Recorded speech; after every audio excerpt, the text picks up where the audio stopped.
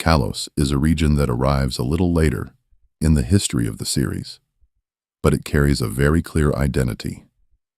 It is the sixth-generation setting, loosely based on France with wide boulevards, ornate cafes, and a central capital that revolves around style and light. In this journey, we'll move through it very slowly, following the Kalos Pokédex in order, like a quiet museum tour that happens to take place after closing time.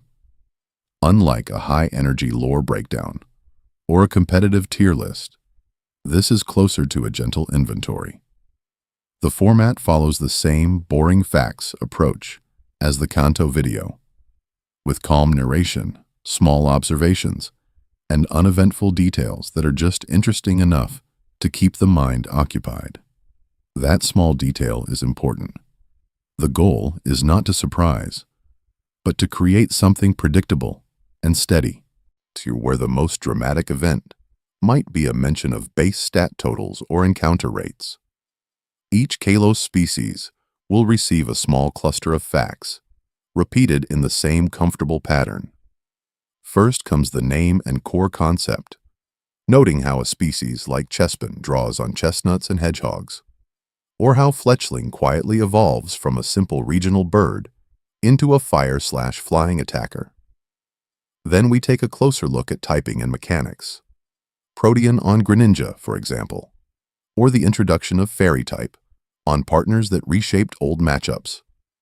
After that, the focus shifts to design and the inspiration behind it, from fashion motifs to European landmarks and folklore. Because of this structure, the path through Kalos becomes very straightforward. For each entry, there will be a short note on where it appears in-game, such as early root grass, a specific city, or a late-game cave.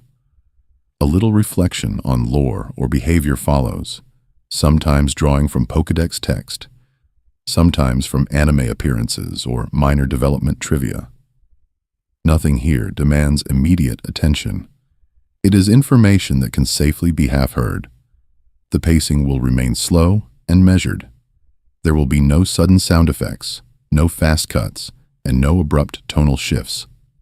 Instead, the video settles into a rhythm.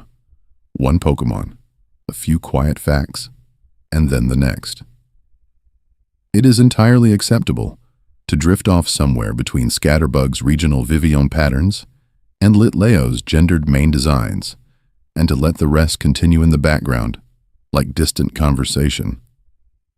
We begin with the familiar structure of a regional journey. The three starters, the early root birds and bugs, and the first handful of normal types. From there, the route slowly bends toward deeper regional lore, including megas, fairy specialists, and eventually, the legendary guardians of Kalos. Visually, the region becomes grander, but the tone does not. The same soft, analytical style that once described Kanto's Mr. Mime and Kangaskhan now turns to Delphox, Flabébé, and beyond, until the final Kalos entry appears, whether or not anyone is still awake to see it.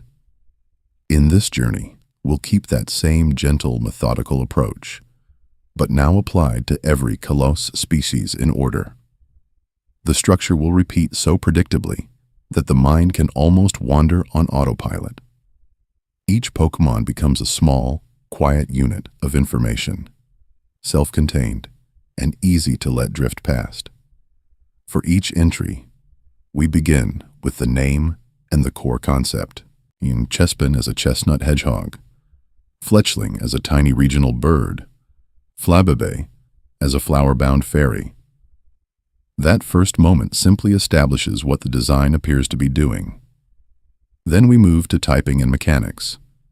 Grass, fire, water, fairy, and the way Kalos starts playing with dual types, abilities, and move rolls. Greninja's Protean, for instance, will be mentioned, but only as one detail among many, not as an urgent, competitive warning. After that, we take a closer look at visual design. The silhouette, the color choices, the way Delphox's cloak echoes a mage's robe, or how Scatterbug's simple pattern hints at the elaborate vivillon forms to come. The inspiration behind each design will surface quietly. Chespin's Japanese name combining Harinazumi and Maron, or Pyrowar's mains reflecting lion pride hierarchies. This is followed by in-game acquisition, which is often one of the strangest parts to focus on in a calm way. Route numbers, encounter rates, friendship evolutions, and stone requirements are not dramatic, but they give the mind something small and precise to hold.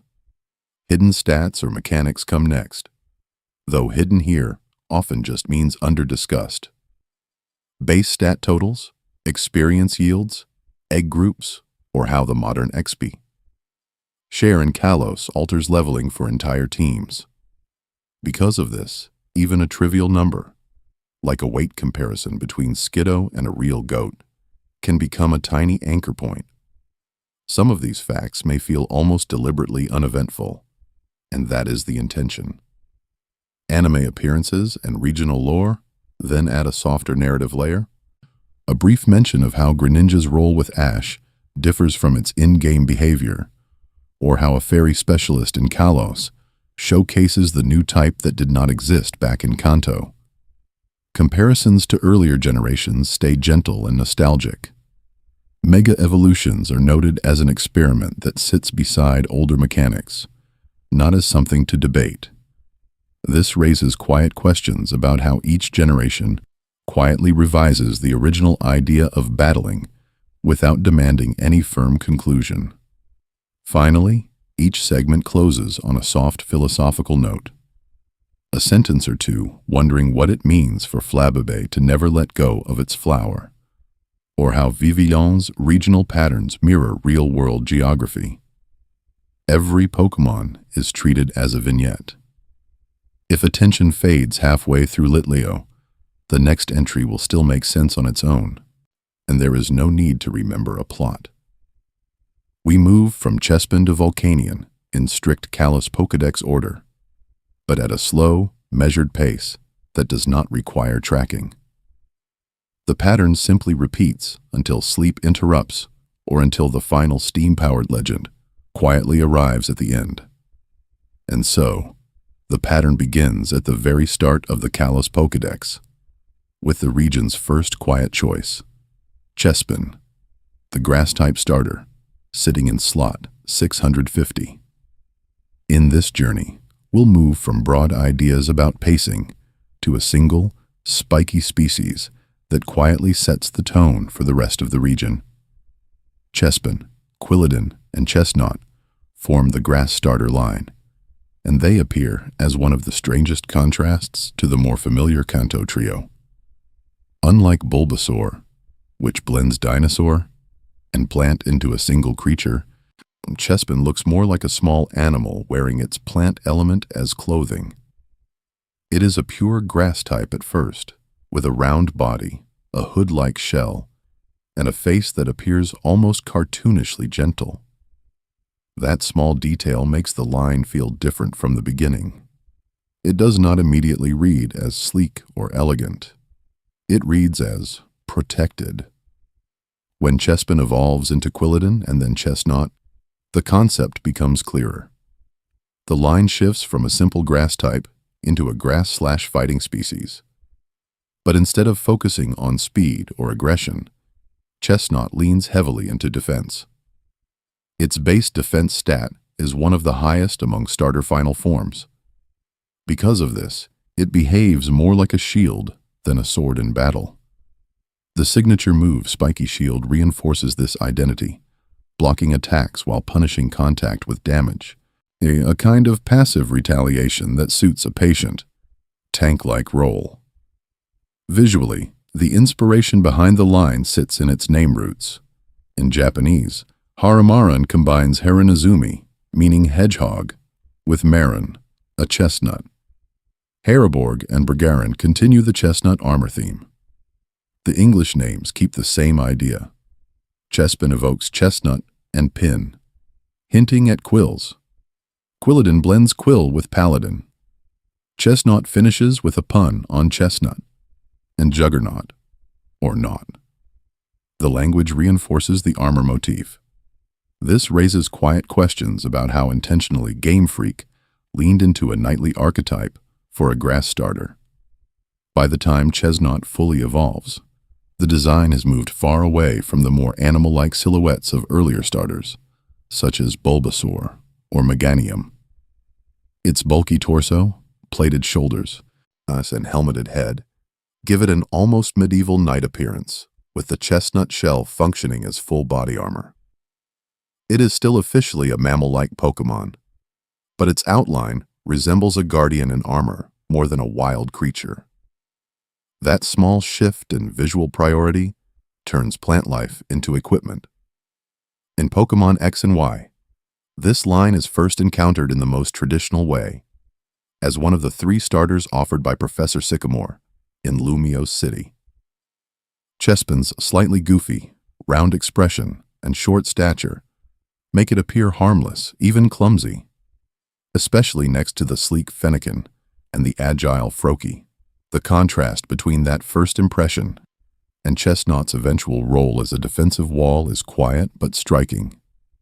It sets an early Kalos pattern where appearances, typing, and lore often pull in different directions, a pattern that continues with the next starters, waiting just after it in the regional list. From that armored seed and its unexpected tank-like evolution, the Kalos starter trio moves to something quieter and more theatrical.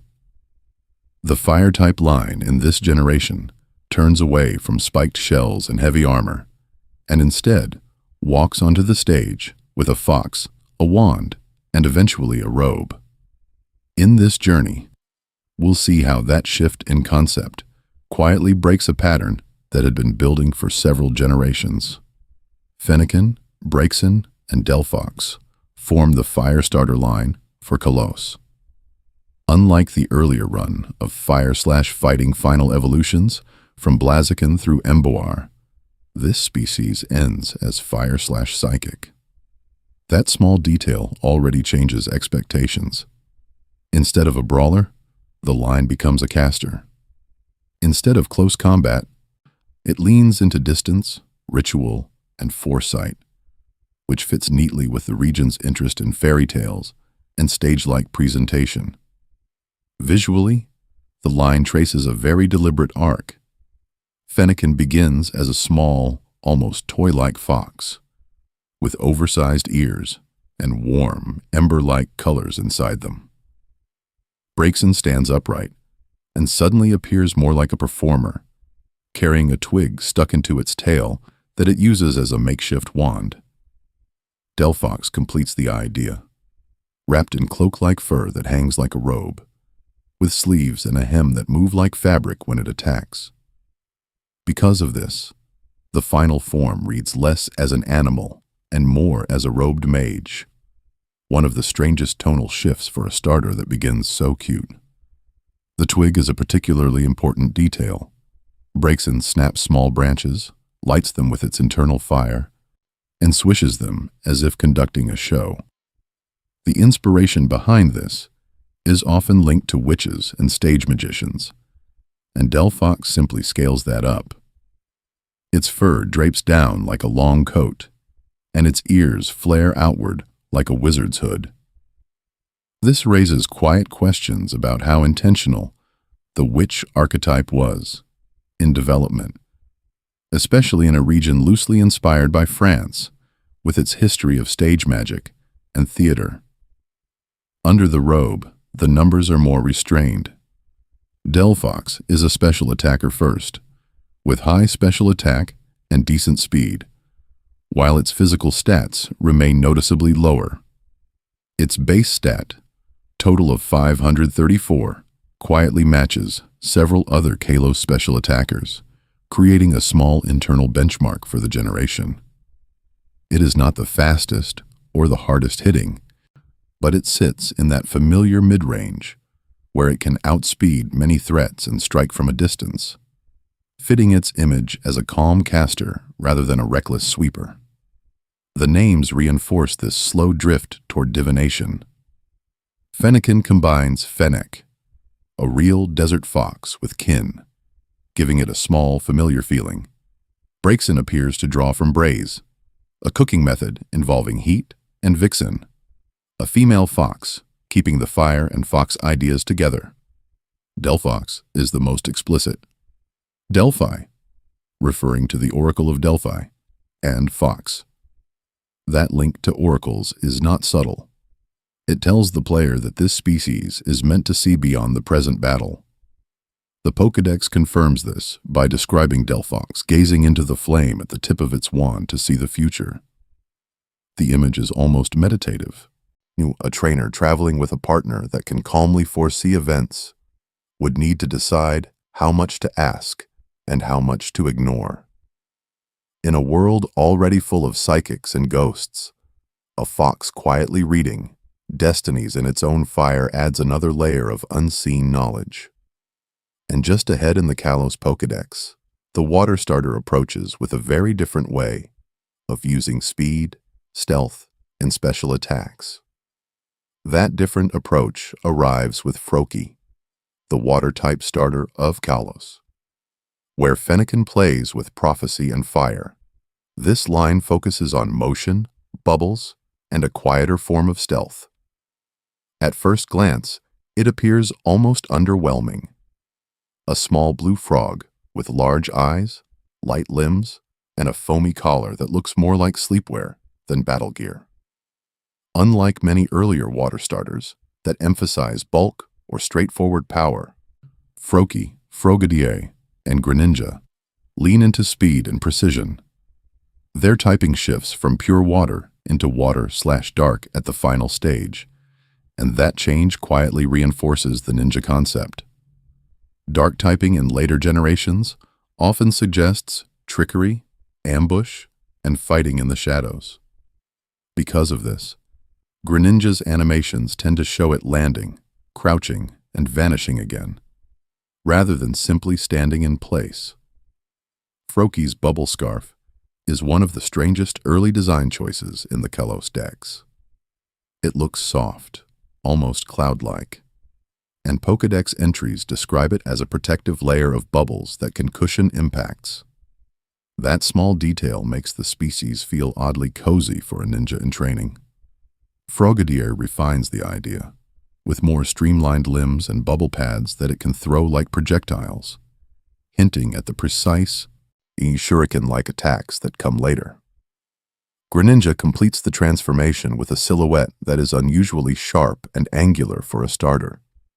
Visually, its long limbs, pointed head fins, and narrow torso contrast strongly with the rounder, softer shapes of Kanto icons like Blastoise or Venusaur. The tongue scarf, wrapped around its neck, is both unsettling and memorable. It suggests a constant readiness, as if even its own body has been repurposed as equipment.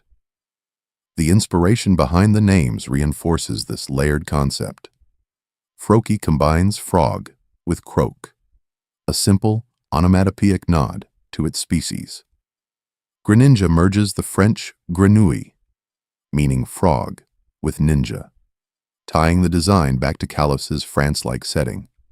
The Japanese name Gekuga adds another dimension, Gecko for moonlight, and Koga for a historical ninja clan.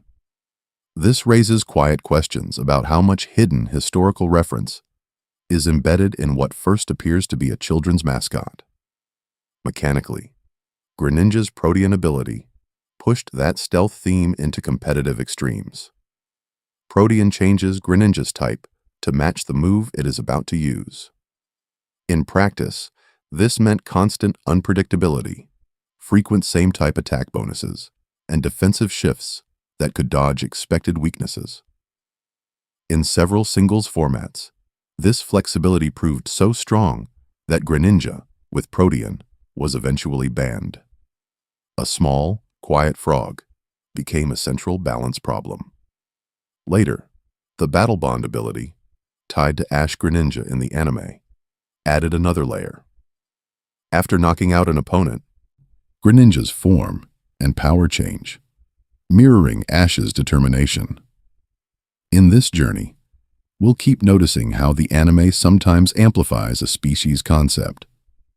And here, that bond turned a sleepy bubble starter into one of the most iconic figures of its generation. In the original Kalos games, encountering Froakie on the starter selection screen does not hint at any of this. It just blinks slowly, foam collar gently rising and falling. The competitive history, the band ability, the Moonlit Ninja etymology, and the televised partnership with Ash all sit beneath that calm surface. And just beyond this swift, silent frog, another early root Kalos species will explore speed and flight in a very different way. That theme of speed and subtle power continues with the very next Kalos species. After the quiet ninja frog, the region offers a small, rather plain bird on the early roots that will eventually set the sky on fire. Fletchling, Fletchender, and Talonflame form the regional bird line of Generation 6. Unlike Pidgey or Starly, which remain firmly within the normal and flying template, this line quietly shifts into fire. Fletchling begins as a normal and flying type, an almost archetypal early root bird that appears on Route 2 and Route 3, chirping softly in the grass. By the final stage, though, the line has become fire and flying, more comparable to Moltres or Charizard than to the original Kanto birds. This makes Kalos one of the strangest regions in terms of early fire access. In many earlier games, fire-type species are rare, often locked behind later routes or version exclusives. Here, a future fire and flying attacker is available before the first gym, picked up almost incidentally while catching the first few Pokémon. Because of this, many casual teams in Kalos end up with a reliable fire type, without consciously planning for it. Visually, the evolution is deliberate and thematic. Fletchling resembles a small robin, with a rounded body, simple mask-like markings, and warm orange tones that only subtly suggest heat. Fletchender stretches that concept out, with sharper wings, a darker body, and ember-like accents along the tail and wings that begin to look like rising sparks. Talonflame completes the shift into a falcon-inspired predator, with sleek lines, arrow-shaped patterns, and bold red plumage that reads less like feathers and more like stylized flame. That small detail in the patterning makes the final form feel fast even when it is standing still. The names reinforce this mixture of archery and fire. Fletchling combines fledgling, for a young bird, with fletching, the feathered end of an arrow. Fletchender blends fletching with cinder, turning the arrow imagery into something smoldering. Talonflame is more direct, joining talon and flame. But the sequence tells a quiet story. An arrow is prepared, heated, and then released. The inspiration behind this line seems to merge birds of prey, archery equipment, and burning projectiles into a single concept. In competitive play, Talonflame's impact was far from gentle. Its hidden ability, Gale Wings, originally gave priority to all flying-type moves when Talonflame was at full HP. This meant that powerful moves like Brave Bird, along with simple utility options like Roost, could act before almost anything else. For a time, this relatively simple bird design sat at the top of the usage charts, defining entire formats. Later generations quietly reduced Gale Wings to only work when Talonflame is at full health, softening its dominance. In this journey, we'll often see this contrast between modest visual design and disproportionate mechanical influence. Talonflame looks like a straightforward regional bird, but its early availability, unusual typing, and once terrifying ability all push it beyond that role.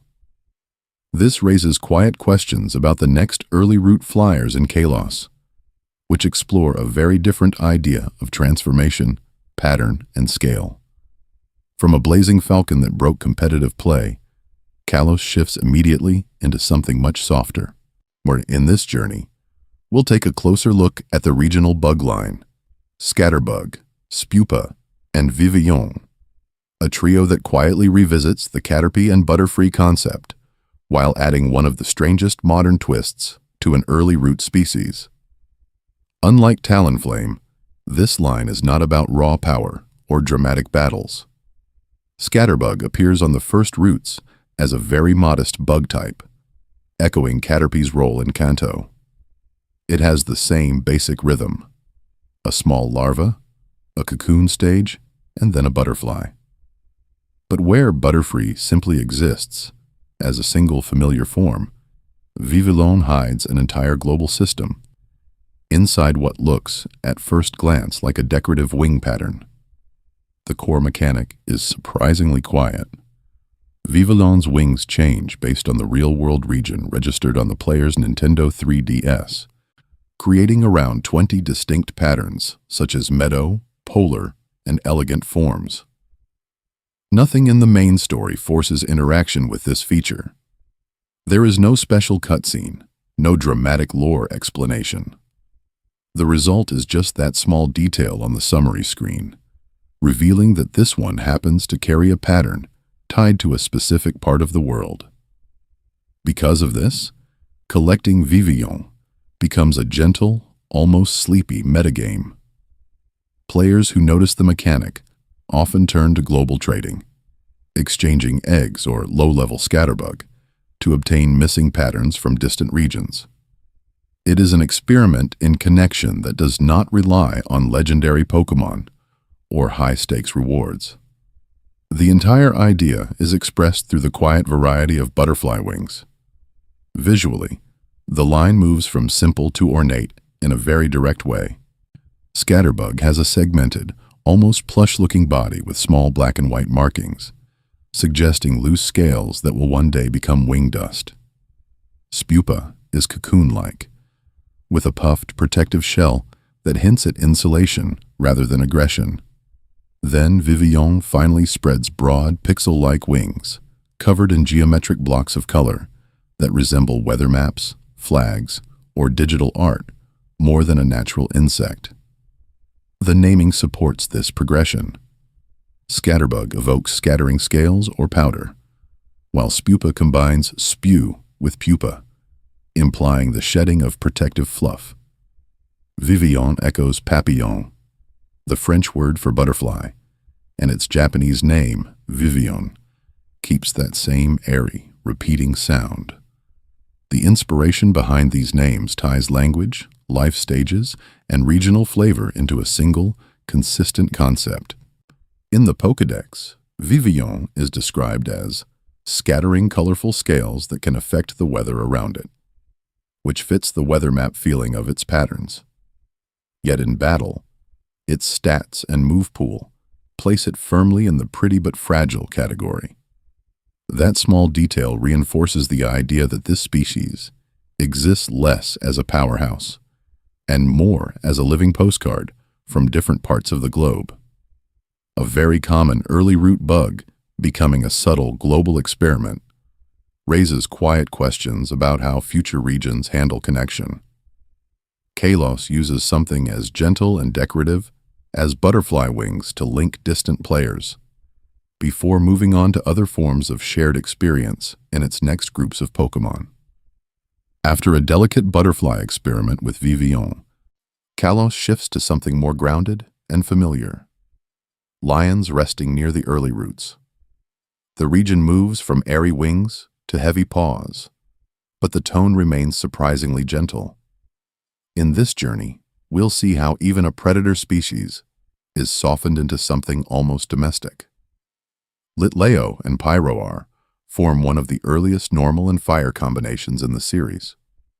Unlike the later Hisuian Arcanine or other mixed fire types, this line pairs fiery offense with the very plain, almost default normal typing. That small detail makes them feel less like mythical beasts and more like wild animals that simply burn hotter than usual.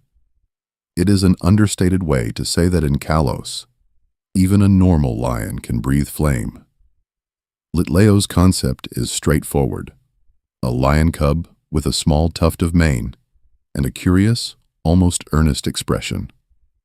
Visually, it appears more round than threatening, with large ears and simple markings that emphasize youth rather than power. This design choice supports its role as an early game encounter. On paper, a lion cub on Route 22 sounds intense. In practice, it looks more like a plush toy that wandered a bit too far from town. Pyroar, by contrast, leans fully into regality. The inspiration behind its design is not just an ordinary lion, but a heraldic one, the kind that appears on coats of arms and royal banners. Its typing reinforces this. Fire suggests both destructive power and ceremonial flames, while normal keeps it grounded as a living creature rather than a legendary symbol. Because of this, Pyroar feels like a monarch of ordinary fields and plains, not a distant myth. One of the strangest and most distinctive details is Pyroar's gender-based visual split. Male Pyroar carries a huge flowing mane, shaped almost like a stylized sunburst, framing the face in bold curves and sharp points. Female Pyroar, however, has a sleeker, crest-like mane that runs backward along the head, creating a longer, more aerodynamic silhouette. The result is two versions of the same species that communicate different kinds of authority. One loud and emblematic, one sharp and commanding. Their mechanics quietly echo that theme of pride and intimidation. Both Litleo and Pyroar tend towards special attacking stats, favoring moves like Flamethrower and Hyper Voice over physical swipes.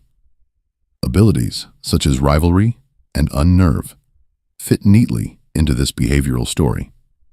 Rivalry boosts power against foes of the same gender, as if competition within the pride is especially fierce, while Unnerve prevents opponents from eating berries, a small, almost petty form of psychological pressure. Even their names reinforce the concept.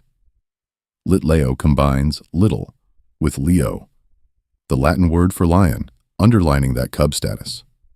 Pyroar merges pyro, meaning fire, with roar, the most iconic lion behavior. In Japanese, Litleo is shishiko, from shishi for lion, while Pyroar is kenjishi, blending kain, or blazing flame, with the same lion root. Each language quietly repeats the same idea. An ordinary lion, but on fire? In-game, Litleo appears as early as Route 22, just outside Santalune City. Encountering a lion cub before even earning the first badge shifts the perceived wildness of Kalos upward. Route 22 also hosts familiar shapes like Bidoof and Azuril, so the presence of a future Pyroar among them feels almost like a hint that the region's grasslands hide nobler hierarchies than expected. This raises quiet questions about how Kalos frames strength and status. A royal lion near the starting town suggests that grandeur is not reserved for distant mountains or late-game legends. It waits just off the main road, half asleep in the tall grass, before the journey has properly begun. From these quiet lions, the regional theme of gentle nobility continues as Kalos introduces another early route companion with pastoral roots, shifting from royal flames to something much more agricultural in spirit. That agricultural theme in Kalos becomes more delicate when the region introduces one of its signature fairy lines. Instead of horns or hooves, in this family is defined by a single blossom that never leaves its side. The result is a species group that feels more like a moving piece of landscape than a traditional battle partner. Flabébé is introduced very early in the Kalos Pokédex as a pure fairy type. Unlike most small root Pokémon, which scurry or hop, it appears almost weightless, always shown clinging to a flower. That small detail immediately makes it feel different. The body is tiny, almost an accessory to the plant rather than the other way around. In this journey, we'll see that the games quietly treat the flower as part of its identity. Even though the Pokédex describes it as something Flabébé once chose in a field. Visually, the line evolves by changing how that same flower is carried. Flabébé floats while holding the stem like a lifeline, drifting as if the blossom itself is a balloon. Floette, its middle evolution, stands upright and wields the flower more like a staff, suggesting a gentle, ritualistic behavior rather than aggression. Then Florges arrives, and the proportions reverse.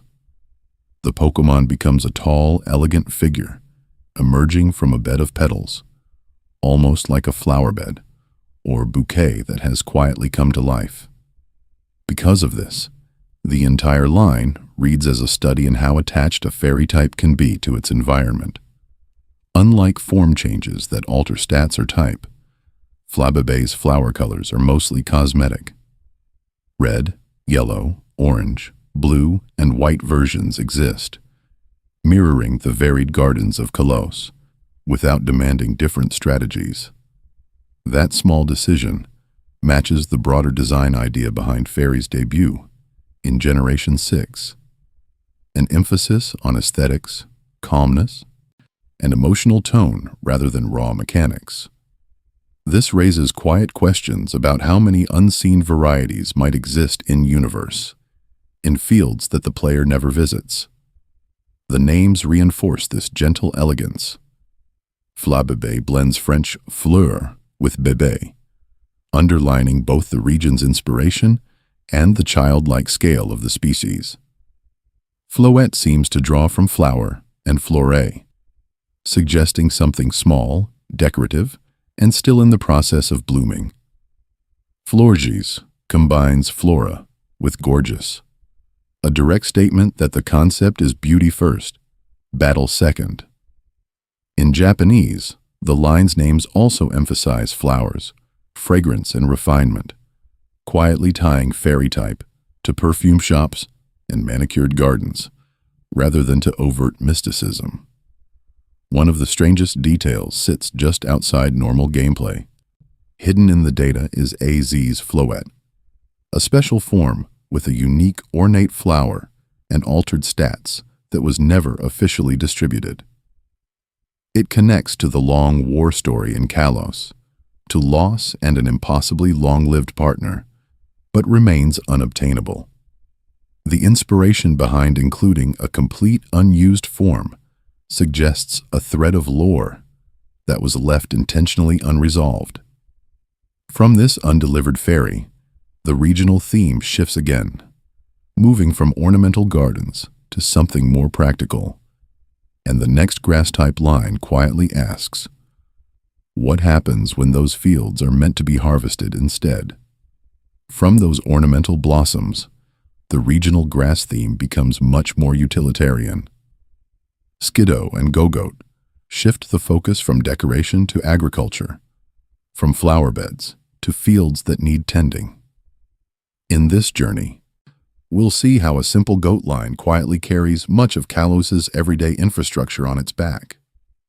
Skiddo is introduced as a pure grass-type goat Pokémon, described in the Pokédex as one of the first species to live alongside humans. That detail already marks it as domesticated livestock, rather than a wild encounter in the forest.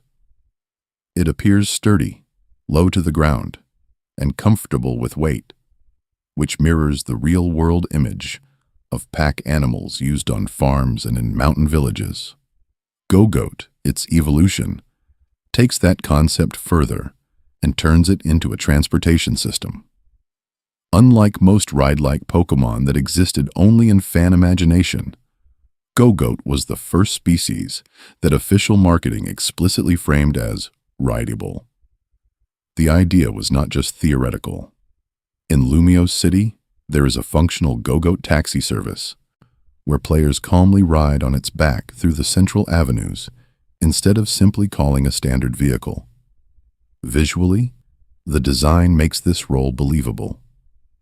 Gogoat's leafy fur grows in a thick, saddle-shaped mass over its back, almost like a built-in blanket or harness.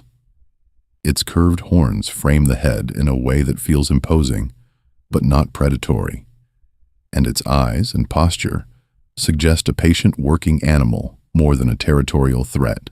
That small detail of the foliage, forming a natural seat, communicates its purpose before any dialogue box explains it. Skiddo shares the same basic silhouette, but everything is scaled down, as if the line is showing a young farm animal growing into a full draft mount. The inspiration behind the foliage and wooden horn textures seems to blend plant and livestock imagery, turning a normal goat into a mobile patch of grass. Because of this, the line feels integrated into both the natural environment and human-built spaces. The naming also reinforces the idea of motion and domesticity. Skiddo combines kid, the term for a young goat, with skid, suggesting sliding or playful movement. It sounds small, energetic, and manageable. Go-goat, by contrast, is almost blunt. Go plus goat, a creature that is simply meant to move. Its Japanese names, Mikkel for Skiddo and Go-goat for Go-goat, keep the emphasis on a farm animal that is always in motion or ready to carry a rider. Riding a Pokemon through a crowded Paris-inspired city functions as more than a mechanic.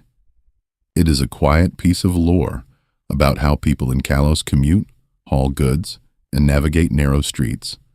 This raises quiet questions about how many unseen tasks in the region are performed by similar working partners.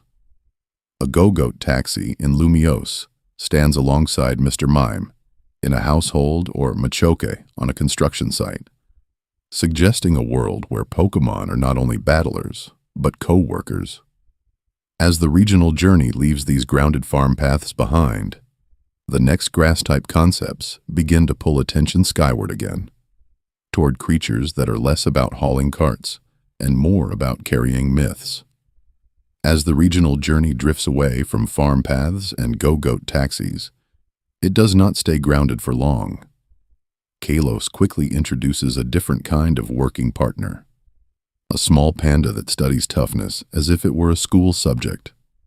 Pancham is a pure fighting type from this generation, and at first glance, it appears almost ornamental. It is small, round-faced, and constantly chewing on a green leaf. Pangoro, the evolution, is a bulkier fighting/dark type that leans forward with crossed arms and a permanent scowl. That visual shift from playful mascot to intimidating brawler quietly mirrors a change in temperament that the games choose to encode mechanically rather than just in flavor text. Unlike most species that evolve through simple level thresholds or stones, Pancham has one of the strangest level-up requirements in Kalos. It only evolves into Pangoro when it gains a level while a dark-type Pokemon is present in the party. Because of this, players are encouraged to think about team composition in a more social way. Evolution is no longer just about experience points or items. It is about who travels alongside this small panda at the moment it grows up. Visually, the line leans into a very specific archetype. Pancham's leaf and hands on hips pose resemble a child trying hard to look tough, copying mannerisms it has seen elsewhere. Pangoro's long, cloak-like shoulder fur hangs down like a coat draped over the shoulders of a gang leader in Japanese media, and its bent posture suggests someone ready to step in if trouble starts. That small detail of the leaf, still present in Pangoro's mouth, implies that beneath the intimidating exterior, the same core personality persists. The inspiration behind their names reinforces this delinquent concept. Pancham combines panda with champ, suggesting a scrappy fighter aiming for champion status. Pangoro blends panda with Goro, a common Japanese male name that evokes an older, rougher character. In Japanese, the names are even more direct. Pancham is Yancham, from Yankee, a term for delinquent youth, while Pangoro becomes Goranda, tying gorilla, panda, and delinquent wordplay together into a compact label.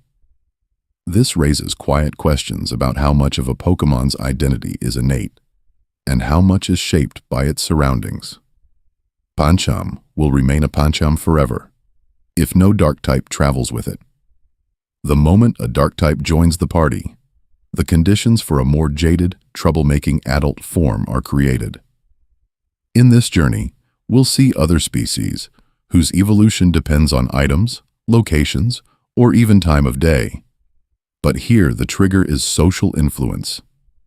Taken as a whole, the line functions as a gentle parable about influence and environment. A light-hearted panda, introduced in a bright, fashionable region, hides a narrative about the company one keeps. Now, team building becomes character building, at least in a symbolic sense. As the Pokédex continues, that focus on personality and posture shifts from pandas to a very different fighting type concept. A blade that is not held by a trainer at all, but seems to choose its own stance. That idea of a weapon choosing its own stance reminds us that Kalos often treats Pokémon as partners with routines, habits, and even beauty regimens. Not every species expresses that through combat. Some do it through hair. In this journey, we'll shift from blades and fighting types to a normal type that is known less for its moveset and more for its grooming schedule. Furfrou appears relatively early in Kalos, wandering the routes around Lumiose City as a kind of fashionable stray. Unlike many normal types that emphasize early game battling roles, this species is framed almost like a city pet that escaped from a salon. Its stats are serviceable, but unremarkable. The real concept is that Furfrou is a customizable poodle, a living canvas for trims, rather than a strategic centerpiece for a team. In Lumiose itself, a dedicated grooming boutique allows a trainer to transform Furfrou's silhouette. It can receive trims, such as the heart cut, with soft, rounded tufts, the star cut, with sharper, pointed accents, and the pharaoh cut, which adds an ornate, almost headdress-like arrangement of fur. Visually, each trim shifts the emphasis of the design from tail to ears to chest, as if the same base model is being reinterpreted by different stylists. That small detail makes the species feel more like part of the city's fashion industry than part of its wildlife. The trims quietly reference a range of aesthetics and cultures. The pharaoh style evokes ancient Egyptian crowns, while the kabuki cut nods toward traditional Japanese theater makeup through bold, framing shapes. Other trims feel closer to Western high-fashion dogs seen in contests and shows. Because of this, Furfrou becomes a walking reference board for global grooming culture, compressed into a single Kalos poodle that just happens to know headbutt. Even the names reinforce this styled identity. The English name Furfrou combines fur with frou-frou, a term for frilly, decorative fashion that can sound slightly indulgent. It signals that this is not a rugged hunting dog. It is ornamental on purpose. In Japanese, trimming comes from trim, foregrounding the act of cutting and shaping as the defining behavior of the species. The inspiration behind both names is less about biology and more about the ongoing process of being groomed. Mechanically, those trims are not permanent. After a few days of in-game time, Furfrou's fur quietly grows out, and the model reverts to its original, unstyled form. Nothing dramatic happens. No stat changes, no special events. It is just back to normal, waiting. This raises quiet questions about how often its fictional owner would schedule appointments, and whether the Pokémon enjoys the process, or simply tolerates it. Because the reversion is time-based rather than battle-based, it creates a low-stakes, almost meditative loop. Returning to Lumiose to renew a favorite, heart or star cut, becomes a background ritual, similar to watering berries or visiting a boutique. The game gently suggests a form of pet care, where maintenance is expected and calm rather than urgent. As Kalos continues, that focus on appearance and routine subtly shifts again, from styled fur to a different kind of form change, a fairy type that carries a flower everywhere it goes and never quite puts it down. From that gentle focus on grooming and accessories, Kalos shifts toward a different kind of maintenance, not of fur or fashion, but of emotion and concentration. The Esper line appears early in the regional Pokédex, and it introduces a quieter kind of tension, where the challenge is not styling a coat, but making sure nothing leaks out from behind a pair of oversized ears. Esper is a small, pure psychic-type kitten Pokémon, and at first glance it almost looks unfinished. The body is round and soft, the limbs are simple, and the fur is a muted gray. What stands out is the face. The wide, blank stare appears almost disconnected from whatever is happening around it. That small detail is not just a stylistic quirk. Several Pokédex entries explain that Esper is constantly holding back an enormous amount of psychic power, to the point where relaxing its ears or losing focus could cause unintentional damage. Because of this, the expressionless look starts to feel less like apathy and more like effort.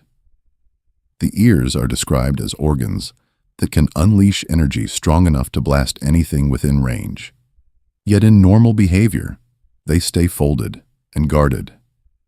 In this journey, we'll see many Kalos species with visible emotion, but Esper's design concept is almost the opposite. It suggests a creature whose inner life is intense and noisy, while the outside remains carefully still so nothing slips through. When Esper evolves into Meowstic, that pressure does not disappear. It becomes formalized. Meowstic is also psychic type, but it splits into distinct male and female forms, each with different move pools and slightly different roles in battle.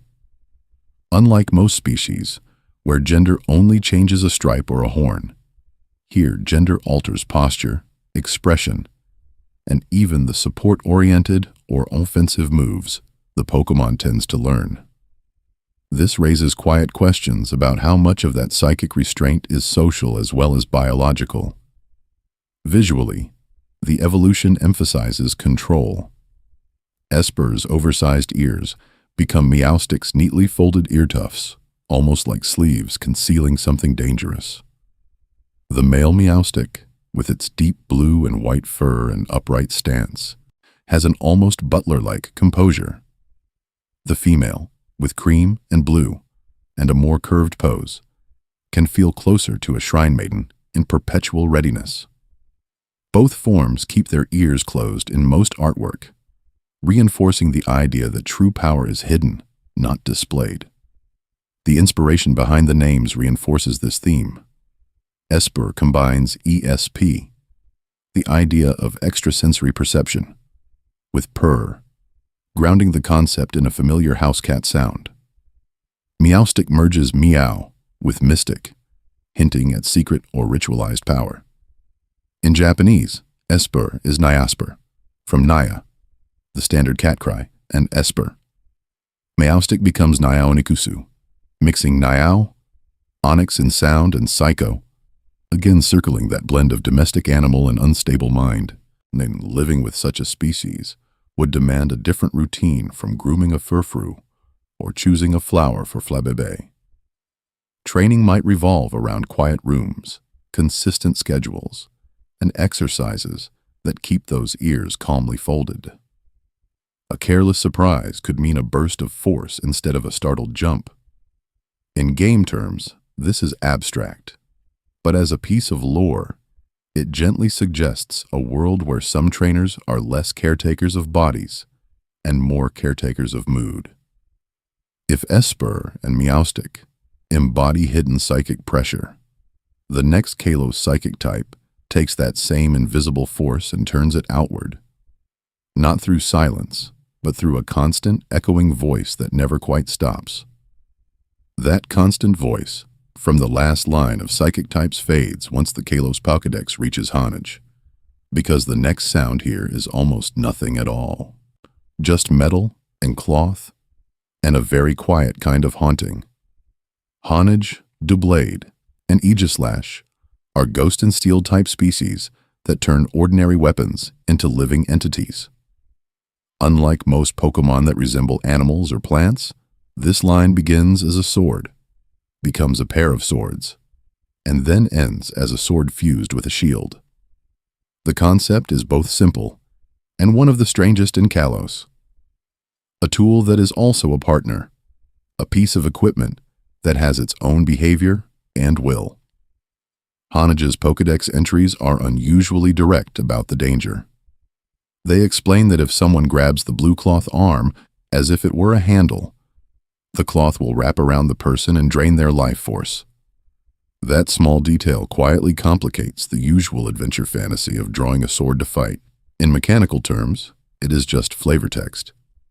In world, it suggests that every swing in battle might be a negotiated act between trainer, opponent, and the weapon itself. Visually, the design reinforces this idea. The eye in the hilt watches. The scabbard appears more like a resting body than a simple sheath, and the cloth functions as both arm and warning label. Because of this, the evolution into Doublade feels less like gaining a second sword and more like the original spirit deciding to duplicate itself. 2 blades, 2 eyes, twice the implied risk if someone forgets which end is safe. Aegislash completes the line by adding a shield and a royal theme. In this journey, we'll take a closer look at its stance change ability, which is central to how it fights. In shield form, its defenses are extremely high, while its offenses are low. When it attacks with certain moves, it shifts into blade form, reversing those numbers so that it hits very hard, but becomes fragile.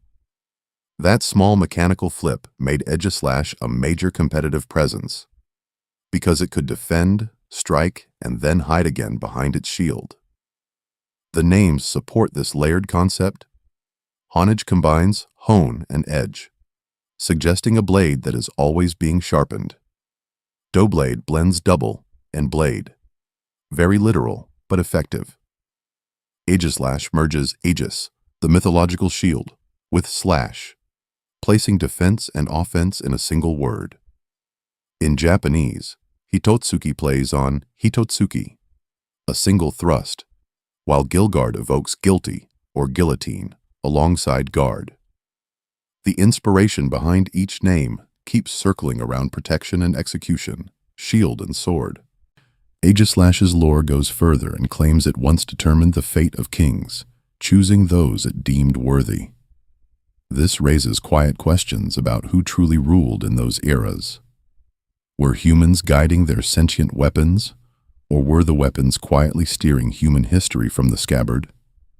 The idea of a court where every noble carries a ghost and steel partner suggests a political system in which loyalty is split between crown and blade. As Kalos moves on from haunted metal to more traditional creatures, the next line shifts from lifeless tools to something closer to living armor, where the body itself becomes the shell. From blades and armor, the Kalos Pokédex drift into something softer and stranger, a small floating cephalopod that quietly asks what happens when a system is turned upside down.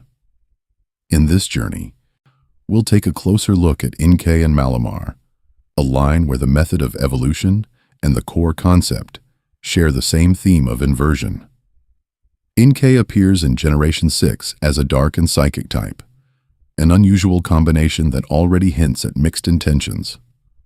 Unlike the sharp, metallic species around it, this one is small, round, and almost plush-like, with big eyes and bioluminescent spots on its head.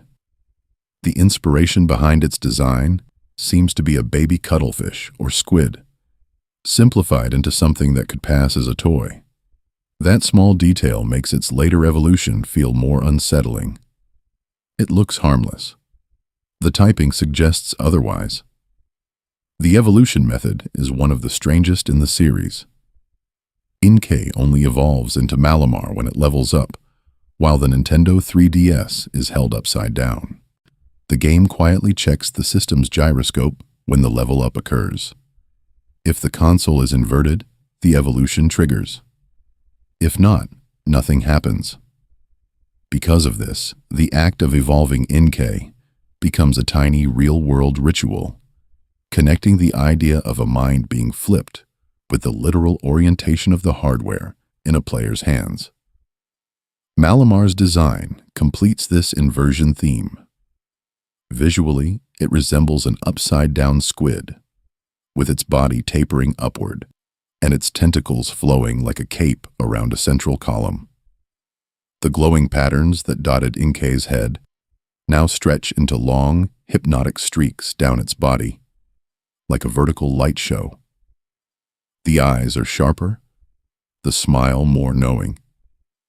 It still feels soft and fluid, but the silhouette reads less like a pet and more like a stage hypnotist stepping into the spotlight.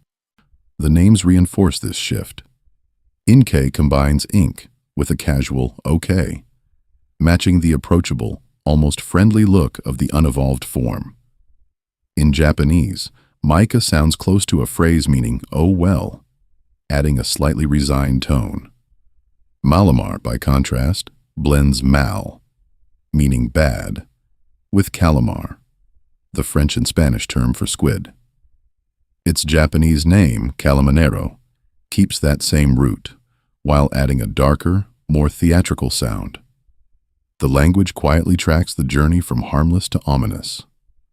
Pokédex entries describe Malamar as possessing extraordinarily powerful hypnotic abilities, able to control the actions of both humans and other Pokémon.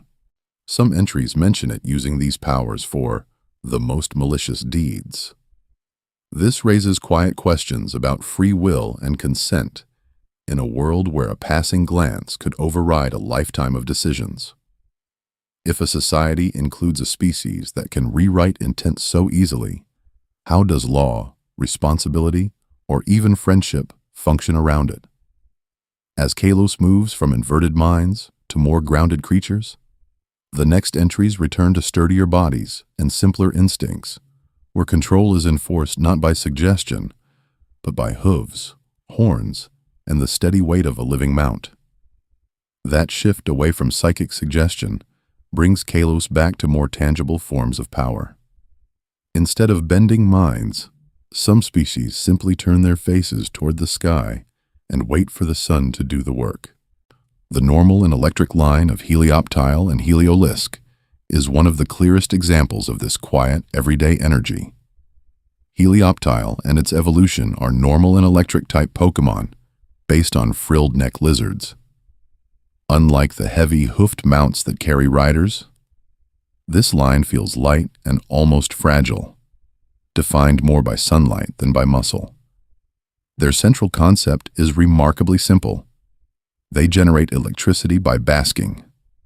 In a region filled with high-tech power plants and Lumios's bright lights, this small desert reptile just sits in the sand and charges.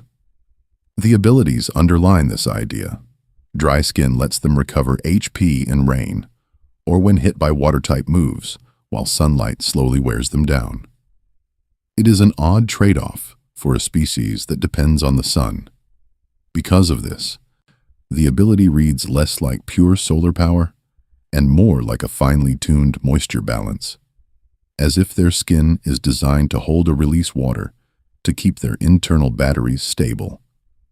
Sand Veil, their other common ability, quietly ties them back to arid habitats where wind and grit are constant. Their signature move, Parabolic Charge, completes the picture. It damages nearby targets and restores health to the user, as if excess electricity is being siphoned off and then reabsorbed. That small detail makes the move feel more like a circuit than an attack. Energy flows out, arcs through the field, then returns to its source in a gentle loop. Visually, helioptile and heliolisk are restrained for electric types, where species like Jolteon or Luxray emphasize spikes and bright fur. These lizards have slim, almost dinosaur-like bodies, and a muted palette of browns, creams, and soft yellows. The folded frills around the neck sit flat most of the time, looking almost like a scarf. When they flare out, the shape forms a sunburst, turning the entire head into a living warning sign and solar panel at once. The inspiration behind their names reinforces the solar theme. Helioptile comes from helios, the Greek word for sun, combined with reptile. Heliolisk keeps helios and adds basilisk, or simply lizard, suggesting a more imposing, mythic version of the same idea. In Japanese, Irikiteru and Elizard focus on electricity and lizards, grounding the concept back in biology rather than mythology. This raises quiet questions about technology in the Pokemon world. Long before widespread human solar panels, certain species appear to have solved renewable energy at the level of basic metabolism. In this journey, we'll keep seeing creatures that run on wind, magma, or emotion, but Heliolisk feels unusually modern in its understated way. In battle, they rarely dominate headlines. Their stats are serviceable, not overwhelming, and their normal and electric typing gives useful coverage without dramatic flair. They appear more as flexible utility pieces than as central sweepers, quietly spreading paralysis, using Volt Switch, or soaking up stray water attacks with dry skin. It is a modest role for a line built on the same star that powers entire regions. As Kalos moves from sun-powered lizards to heavier hooved partners again, the next species return to the idea of travel and companionship, where horns, saddles, and quiet patience define how trainers actually cross the region's long routes. From hooved travel partners, Kalos shifts again into something far less practical, resurrecting ancient predators as companions. Tyrant and Tyrantrum arrive in the mid-game as rock and dragon-type fossils, revived from the jaw fossil, and their concept is very direct. They are the region's version of Tyrannosaurus rex, filtered through the softer, slightly toy-like lens that this generation often prefers. Unlike many earlier fossils that lean into shellfish or ambiguous reptiles, this line commits to the classic tyrant dinosaur silhouette. Big head, heavy tail, small arms. Yet the inspiration behind their design is not just the 1990s movie version of a T-Rex. Modern paleontology has shifted toward a more bird-like, agile animal, and that influence appears softly in both forms. Tyrant stands more horizontally than old portrayals, and has a curious, almost puppy-like behavior in its Pokédex lore. Visually, Tyrantrum adds feather-like frills around its neck and jaw that echo speculative reconstructions of feathered tyrannosaurids. That small detail lets the species live in two eras at once. From one angle, it is the roaring, scaly movie monster. From another, it nods to the idea that large theropods might have had proto-feathers, especially as juveniles. Because of this, the line feels like a quiet conversation between childhood dinosaur books and updated science. In battle terms, both forms emphasize raw physical presence. Tyrantrum, in particular, carries a high base attack stat and access to strong moves such as Head Smash, Dragon Claw, and later, Elemental Fangs. It can even gain the ability Strong Jaw, further reinforcing the jaw fossil theme by boosting biting moves. However, like many fossil Pokemon, it arrives relatively late, with an awkward rock and dragon typing that stacks weaknesses to common ice, fairy, fighting, ground, and steel attacks. Strong, but not simple. The names underline this balance between power and vulnerability. Tyrant combines tyrant with runt, suggesting a small, slightly bratty monarch, still growing into its role.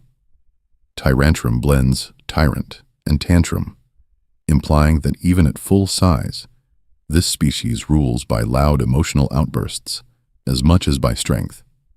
In Japanese, Chigarasu and Gachigarasu play with a similar scale. Chi can evoke chibi, or small and cute, while Gachi leans towards serious or hardcore.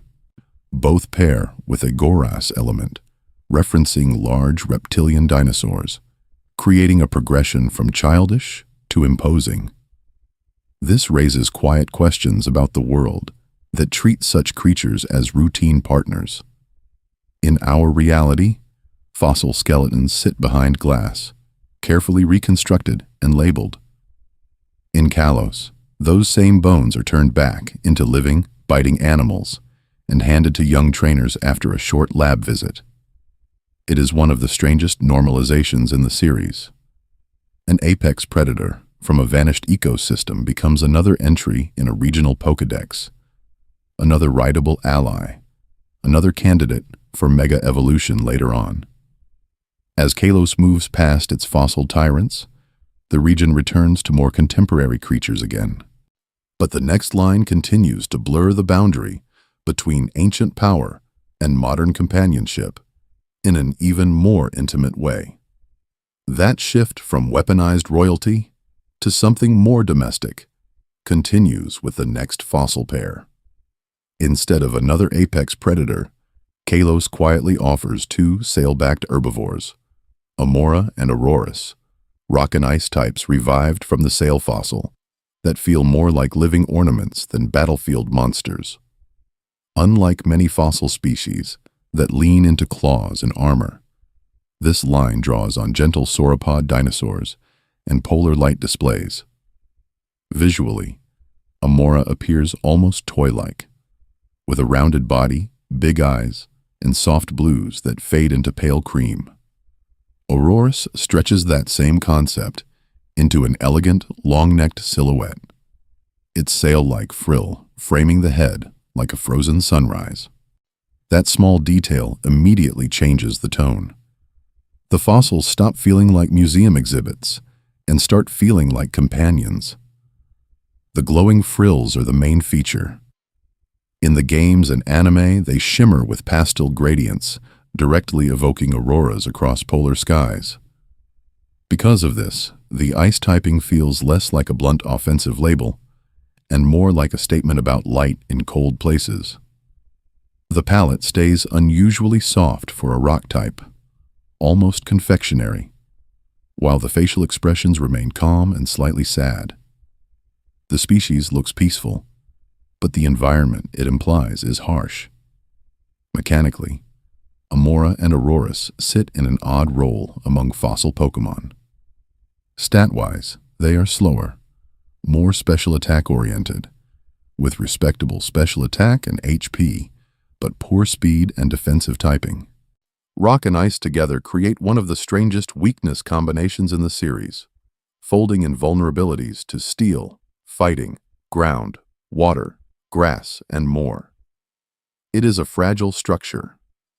In competitive formats, Aurorus does not function as a traditional tank or sweeper. It becomes a niche weather setter for hail, or a wall breaker that must be positioned with care.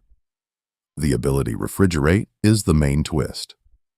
Normally, normal-type moves are generic, flavorless tools. With Refrigerate, those moves become Ice-type instead, gaining a power boost and matching Aurorus's stab. Suddenly, a simple move like Hyper Voice turns into a surprisingly strong ice attack that bypasses Substitute. That small mechanical shift mirrors the visual concept. Ordinary light, refracted through ancient ice, becomes something sharper. The inspiration behind their names reinforces the theme. Amara likely combines Amarga, from Amargasaurus, with Aurora, linking dinosaur and polar sky in one word. Aurorus blends Aurora with Saurus, making the dinosaur element explicit. In Japanese, Amorous and Amaruruga echo these sounds while softening them, giving both names a rounded, almost lullaby-like quality that matches their demeanor. This raises quiet questions about time and place. The Pokédex suggests Amora and Aurorus once lived in much colder climates, and that reviving them in modern Kalos exposes them to a warmer world. In this journey, we'll see this theme recur. Creatures adapted to lost ecosystems are pulled forward and asked to coexist with cars, gyms, and city lights. Here, that dislocation feels especially gentle and a little sad. Take a closer look at Aurorus in battle animations. The Aurora frill brightens when it attacks, as if the ancient sky itself is being used as a weapon. It is both beautiful and slightly out of place. As Kalos moves on from its resurrected light displays, the region turns from ancient skies to something more domestic again, exploring another line where prehistoric power is folded into the role of a modern partner. From those resurrected dinosaurs of light, Kalos moves to something smaller and stranger, a bird that thinks it is a wrestler. In this journey, we'll take a closer look at Holucha, a species that feels like it escaped from a wrestling ring and perched in a forest instead. Holucha is a dual-type, flying and fighting Pokémon, introduced in Generation 6.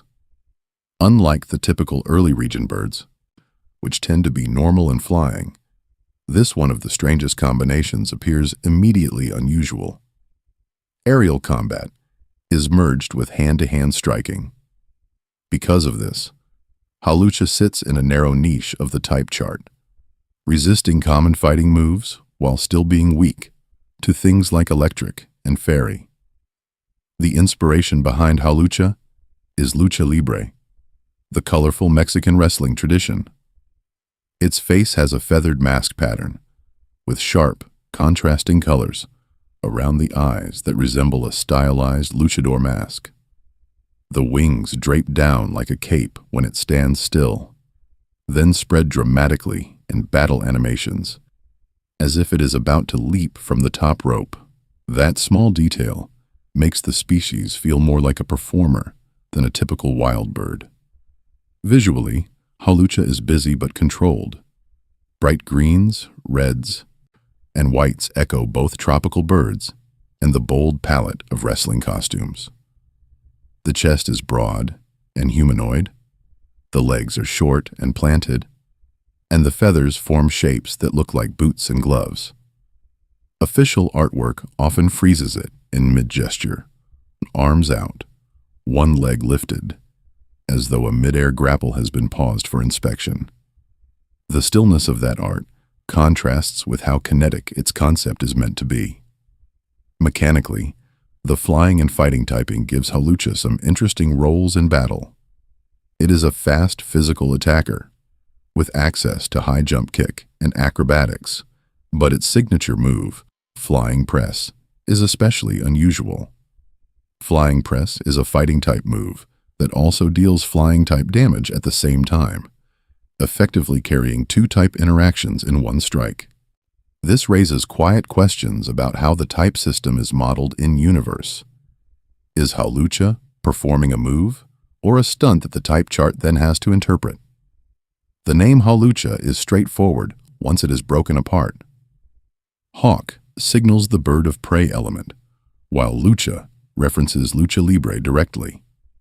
In Japanese, it is called luchabul, combining lucha with battle, reinforcing that its entire identity is wrapped around staged combat.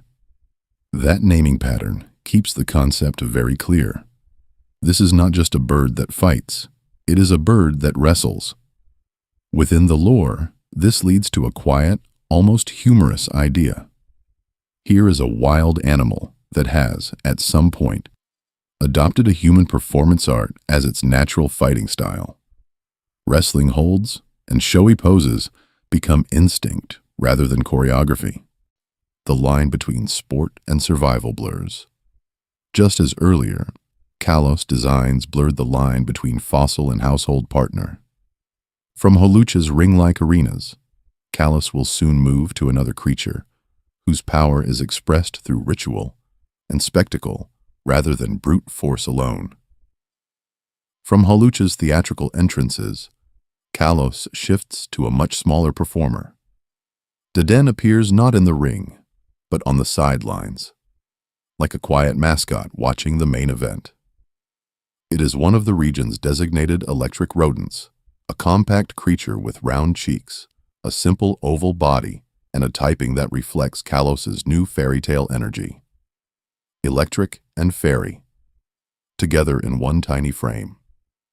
Unlike Holucha, which demands attention, Deden seems designed to be overlooked. Its base stats are modest, with low defenses and only serviceable special attack and speed. That small detail places it firmly in the cute but not competitive category. It can function in casual play, and it does gain helpful moves like Nuzzle and Parabolic Charge, but in structured formats, it tends to vanish behind stronger electric types. Because of this, it settles into a role that is more about presence than power. Mechanically, Deden's abilities reinforce that idea. Cheek Pouch allows it to restore HP when consuming a berry, stacking recovery with items such as Citrus Berry or Oranberry.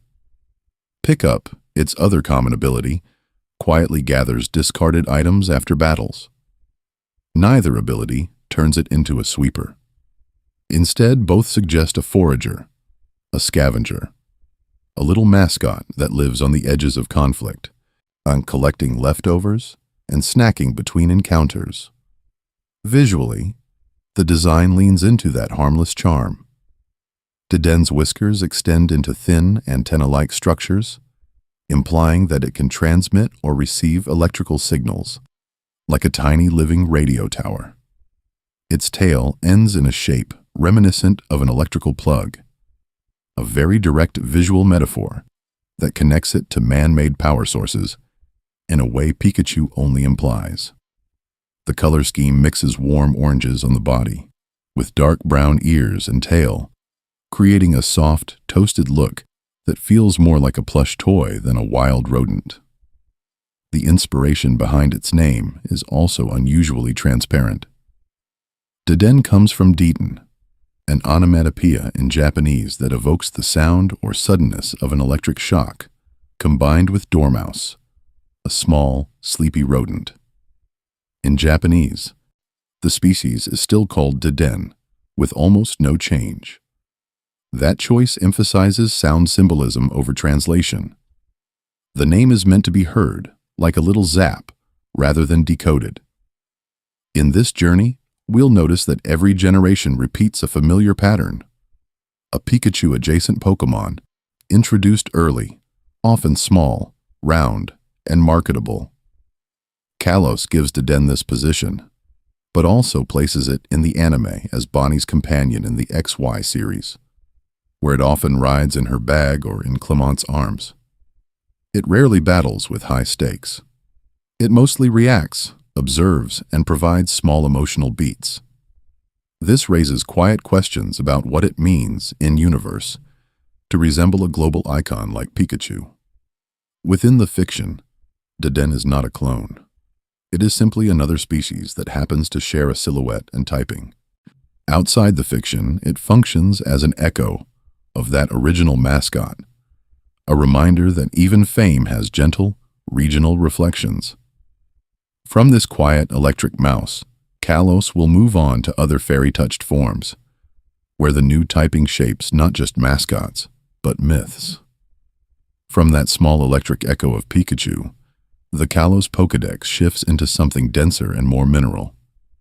The region's fascination with fairy typing does not stop at rodents and mascots. It also settles deep underground, in caverns where light bends through crystal and time appears to move more slowly. Carbink is one of the strangest rock types introduced in this generation because it does not behave like a heavy boulder at all. It is a small rock fairy species found in caves such as Reflection Cave, hovering in the air like a cut gemstone that forgot to fall. It's round. A stone-like core is ringed with faceted crystals, and a soft, almost plush face peeks out from the rock. That small detail makes it feel less like a chunk of geology and more like a tiny caretaker of the cave walls themselves. Visually, Carbink's design is restrained. The body is compact, with a skirt of pale crystals and a muted color palette that blends into cave environments. In this journey, we'll notice that Diancie, the mythical that appears related to it, takes the same concept and turns the volume up. Where Carbink is a floating pebble with jewels, Diancie is a full figure in an elaborate dress of rose-colored crystal, with long, angular shards forming a gown and a crown-like tiara framing its head. It reads less as a wild creature and more as mineral royalty, presiding over an underground court. The Pokédex quietly connects these two.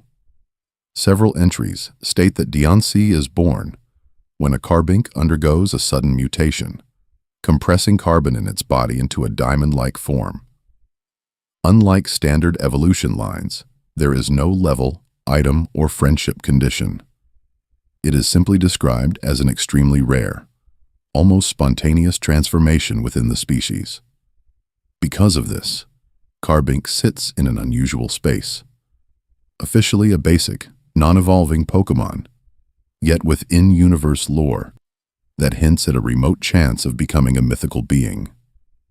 The inspiration behind their names reinforces that shared origin.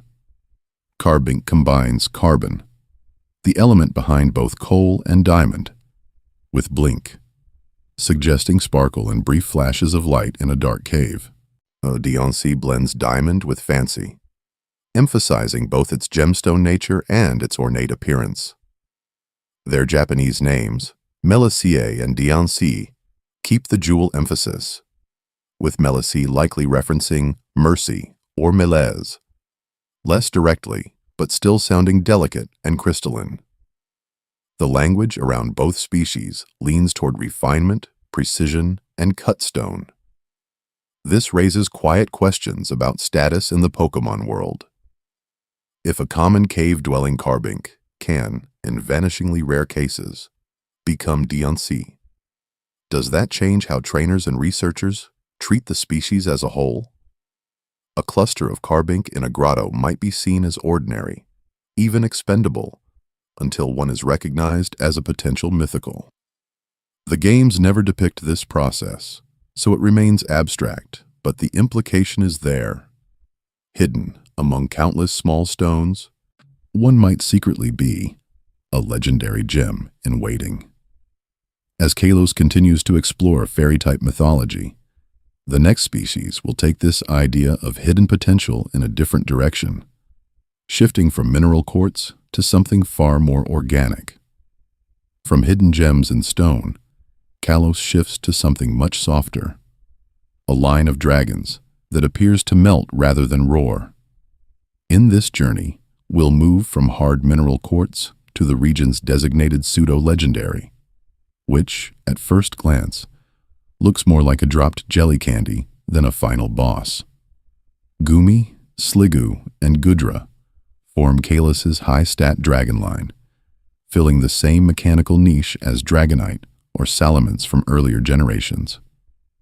Unlike those sharp-winged, clearly draconic predecessors, this species family leans into slug-like invertebrate shapes. The contrast is immediate. Where other pseudo-legendaries bristle with spikes and wings, this line simply sags. Gumi, in particular, has a reputation as one of the weakest and least intimidating dragon types ever introduced. Its base stats are low, its body is tiny, and its expression is permanently mild.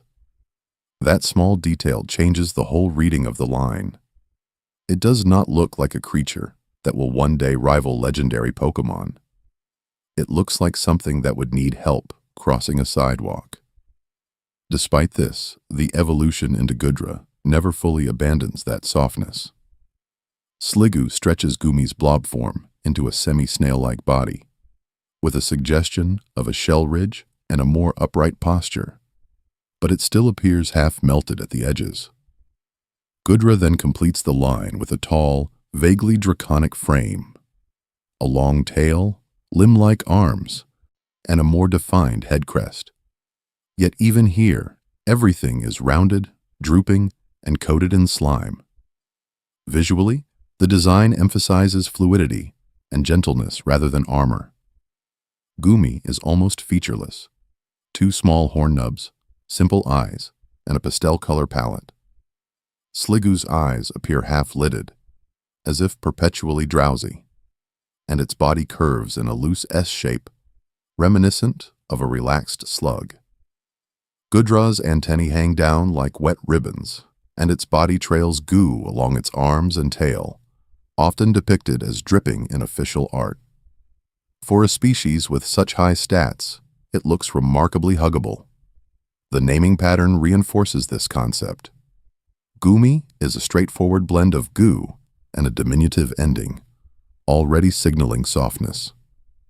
Sliggoo combines slimy and goo, leaning into viscosity as its central idea. Gudra merges goo with dragon, quietly announcing that this is, in fact, the final draconic form, even if it still appears like gelatin. In Japanese, numera, numel, and numelgon all draw from nuru-nuru, an onomatopoeia for something slippery or sticky. Because of this, every stage in every language keeps the same core identity: sticky, soft, and slightly messy. This raises quiet questions about how power is signaled in Pokémon design. Earlier pseudo-legendaries often broadcast strength through horns, armor, and aggressive silhouettes. Gudra, by contrast, looks like one of the strangest cuddle toys in the series, yet it boasts competitive bulk and high special attack. The inspiration behind this choice seems to be a deliberate subversion. The region's strongest non-legendary line is also one of its most approachable. As Kalos continues, this gentle challenge to expectations will appear again in different forms, moving from gooey dragons to other species whose strength hides behind disarming shapes. From that hidden power inside a friendly dragon, Kalos shifts to something smaller and stranger: a living keyring. Klefki is one of the strangest fairy and steel-type combinations in the region, and it embodies Kalos's habit of turning disarming shapes into quietly unsettling concepts. Klefki is a small species that appears in industrial outskirts, city edges, and other human-made spaces, rather than deep forests or caves. Unlike many fairy types that feel ancient or folkloric, this one is firmly attached to modern infrastructure. It is said to collect keys it finds or is given, drifting around like a tiny guardian of locks, doors, and forgotten drawers. That small detail immediately makes it feel different. It is not a forest spirit. It is a household object that has come to life. Visually, Klefki's design is very direct. A circular, metallic ring forms the keychain, with a central lock-like face that includes a keyhole-shaped mouth and small, simple eyes. From that ring hang several distinct keys. Different shapes, different cuts, sometimes even different metals. The keys are not part of its body in the same way as a tail or a horn. They are collected, almost like trophies or tools. Because of this, the silhouette stays readable at a glance, yet the longer one looks, the more it resembles something picked up from a desk rather than encountered in the wild. In this journey, we'll also take a closer look at how such a whimsical design still finds a role in battle. Klefki's fairy and steel typing grants a long list of resistances and only a few weaknesses, giving it a natural defensive niche. Its signature ability, Prankster, lets it use status moves with increased priority. So moves like Thunderwave, Reflect, Light Screen, or Spikes can act before many attackers. Competitive sets often lean into this behavior, turning Klefki into a hazard-setting support piece that quietly shapes the field while doing very little direct damage. The name reflects this mix of playfulness and function. Klefki combines a clef sound, reminiscent of words for key in some European languages, with the English key. In Japanese, it is called cleffi, which plays with the same key sound, while faintly echoing clef from musical notation. The inspiration behind this naming pattern seems to be a gentle, almost toy-like sound, as if the species itself were meant to jingle softly in the background rather than dominate center stage.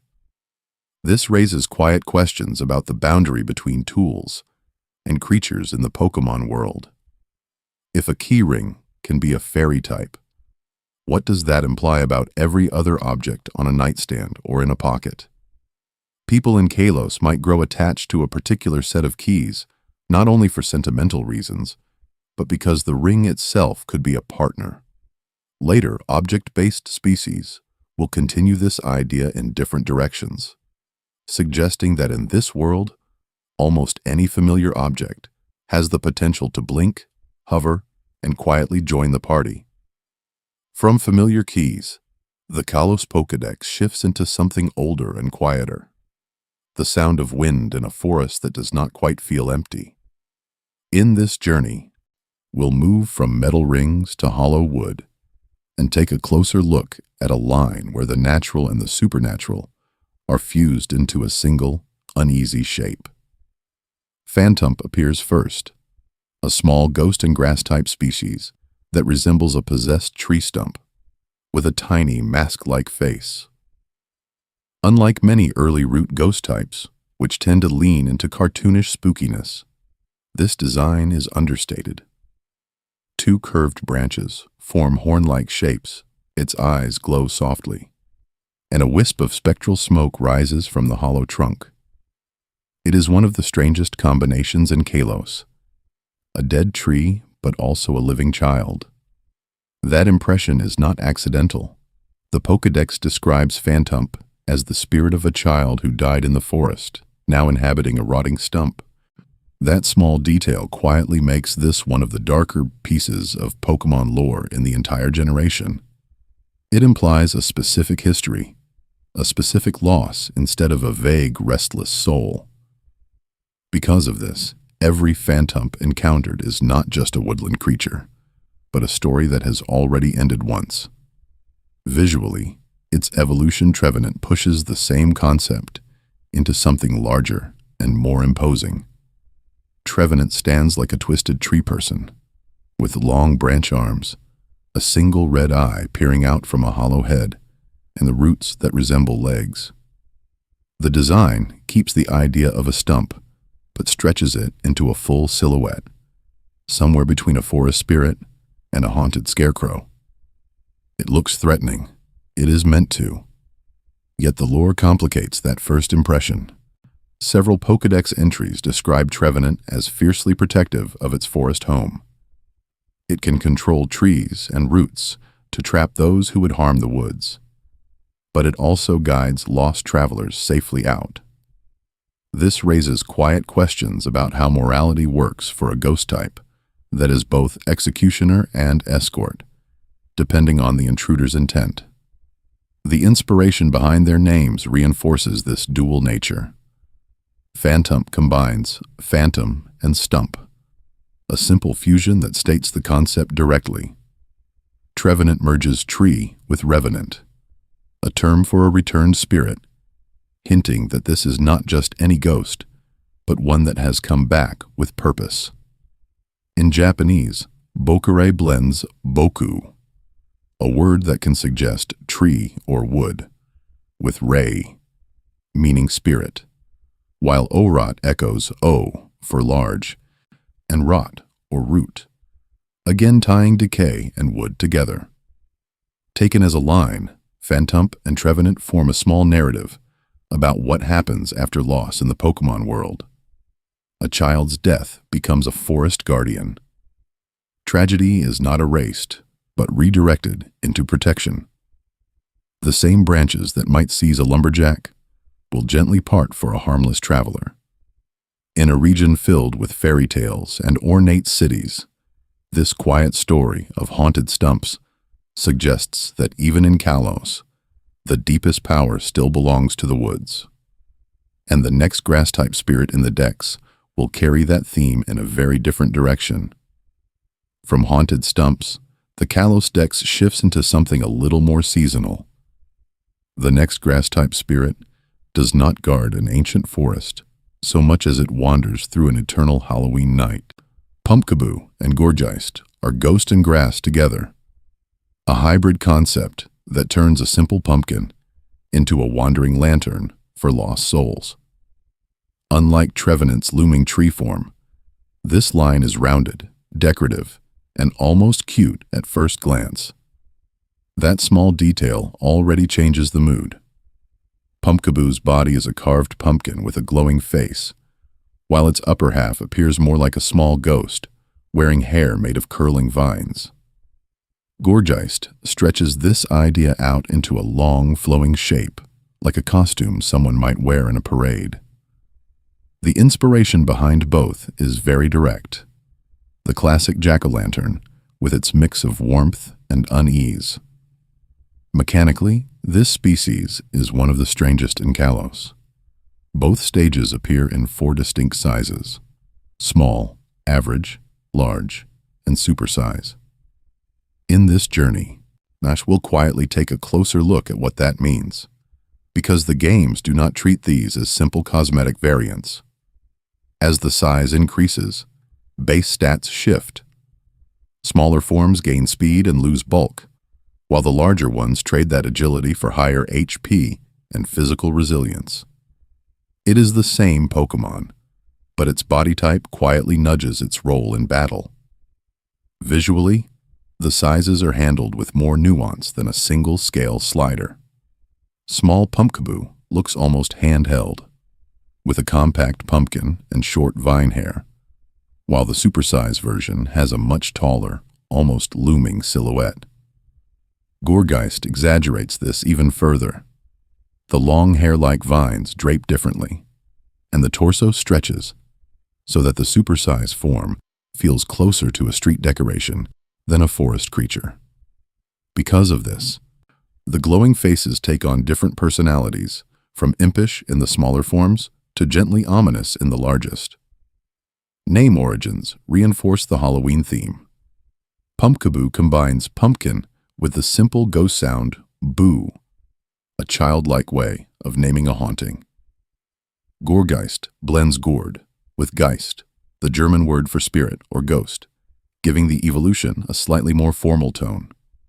In Japanese, Pumpkaboo is bakecha, mixing bake, as in Bakemono, a shape-shifting ghost, with kabocha, pumpkin.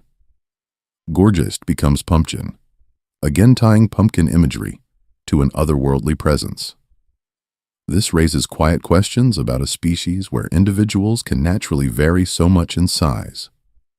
Within the lore, nothing suggests artificial breeding or mutation. It simply appears that these spirits inhabit pumpkins of whatever dimensions happen to be available. Trainers, in turn, might gently select a form that matches a preferred playstyle, choosing a quick, darting small size for surprise attacks, or a supersized guardian that can soak up hits. Others might choose based on mood alone, the way someone might pick a particular jack-o'-lantern for a windowsill. In the anime and side material, Pumpkaboo and Gorgeist often appear during festival episodes, reinforcing this cycle of light, costumes, and friendly ghosts. They are reminders that in Kalos, even the afterlife can be themed. And the next spectral entry in the decks will take that playful approach to haunting in a very different direction.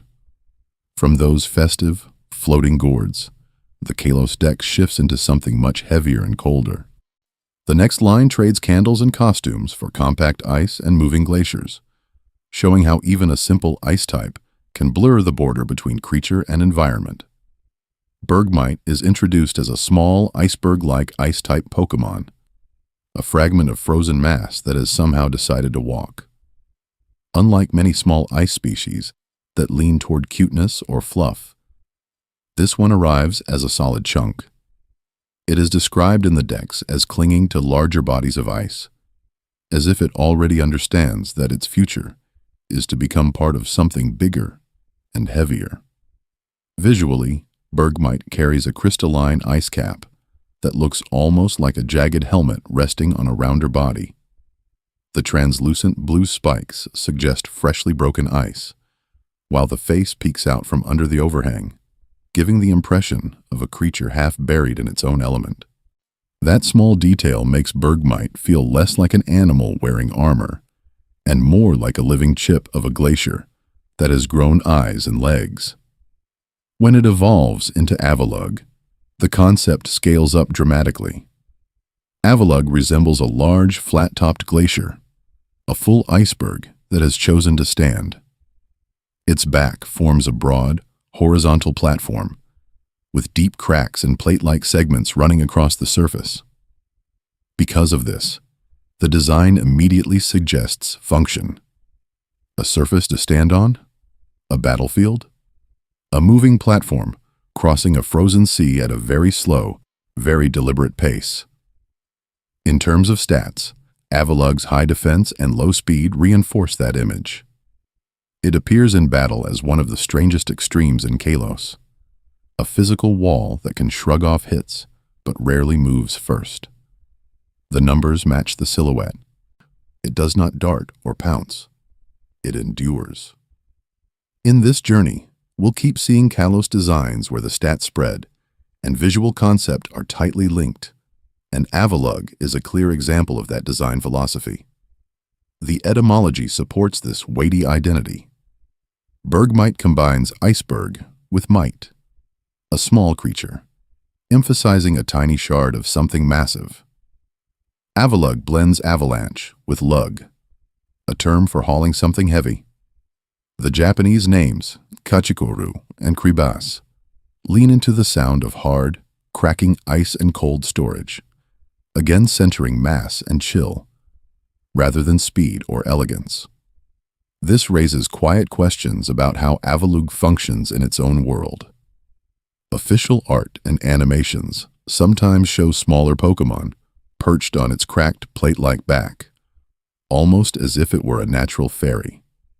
It is easy to imagine trainers, or even entire groups of Pokémon, standing on that flat surface as Avalugg pushes through drift ice, turning a living being into infrastructure.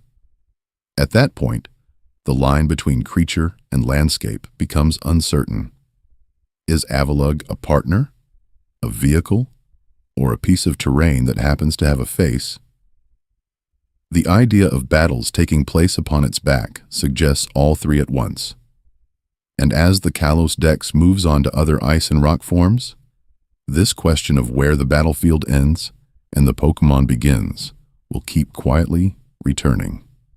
From living ice flows and walking platforms, the Kalos Dex shifts into something more intangible, sound itself turning into a weapon. In this journey, we'll take a closer look at Noibat and Noivern, a small bat and its dragon counterpart, that explore what happens when noise stops being background and becomes the main event. Noibat appears late in most playthroughs as a tiny flying and dragon-type bat. Unlike the early game Zubat role that many regions use, this species arrives much closer to the end, under-leveled and fragile. That small detail changes the usual bat expectation. Instead of an early annoyance, it becomes an investment, a partner that only reveals its full potential after a long, slightly awkward training period. Visually, Noibat looks almost unbalanced. The ears are so large that the rest of the body feels like an afterthought, with thin limbs and a small torso hanging beneath two oversized dishes. It resembles a microphone boom with wings attached, more equipment than animal. The color scheme blends dark purples and blacks with lighter inner ear tones, suggesting a creature adapted to night but with just enough saturation to hint at stage lights and neon signage rather than a natural cave. Noivern's design develops this concept in a more explicit way. Its wing membranes form large, circular shapes that strongly resemble speaker cones, framed by a sleek bat dragon silhouette. The head keeps the ear motif, now sharper and more directional, as if the entire skull is built to aim and focus sound. Because of this, the species reads less like a predator that bites, and more like a living sound system that happens to have claws attached. The naming reinforces the idea. Neubot combines noise with bat, while Neuvern blends noise and wyvern, keeping the same first syllable to emphasize continuity. In Japanese, onbat and onvern use on, meaning sound, as the core element. The inspiration behind both languages is unusually transparent. Whatever else these dragons are, they are sound first, bats second. That focus shows in their move pool. Neuvern's signature highlight is Boom Burst, one of the strongest non-recoil normal-type moves in the series, described as a destructive shockwave of sound. Many dragons lean on claws, fangs, or elemental breath.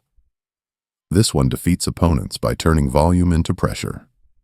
Its high speed and special attacks support that theme.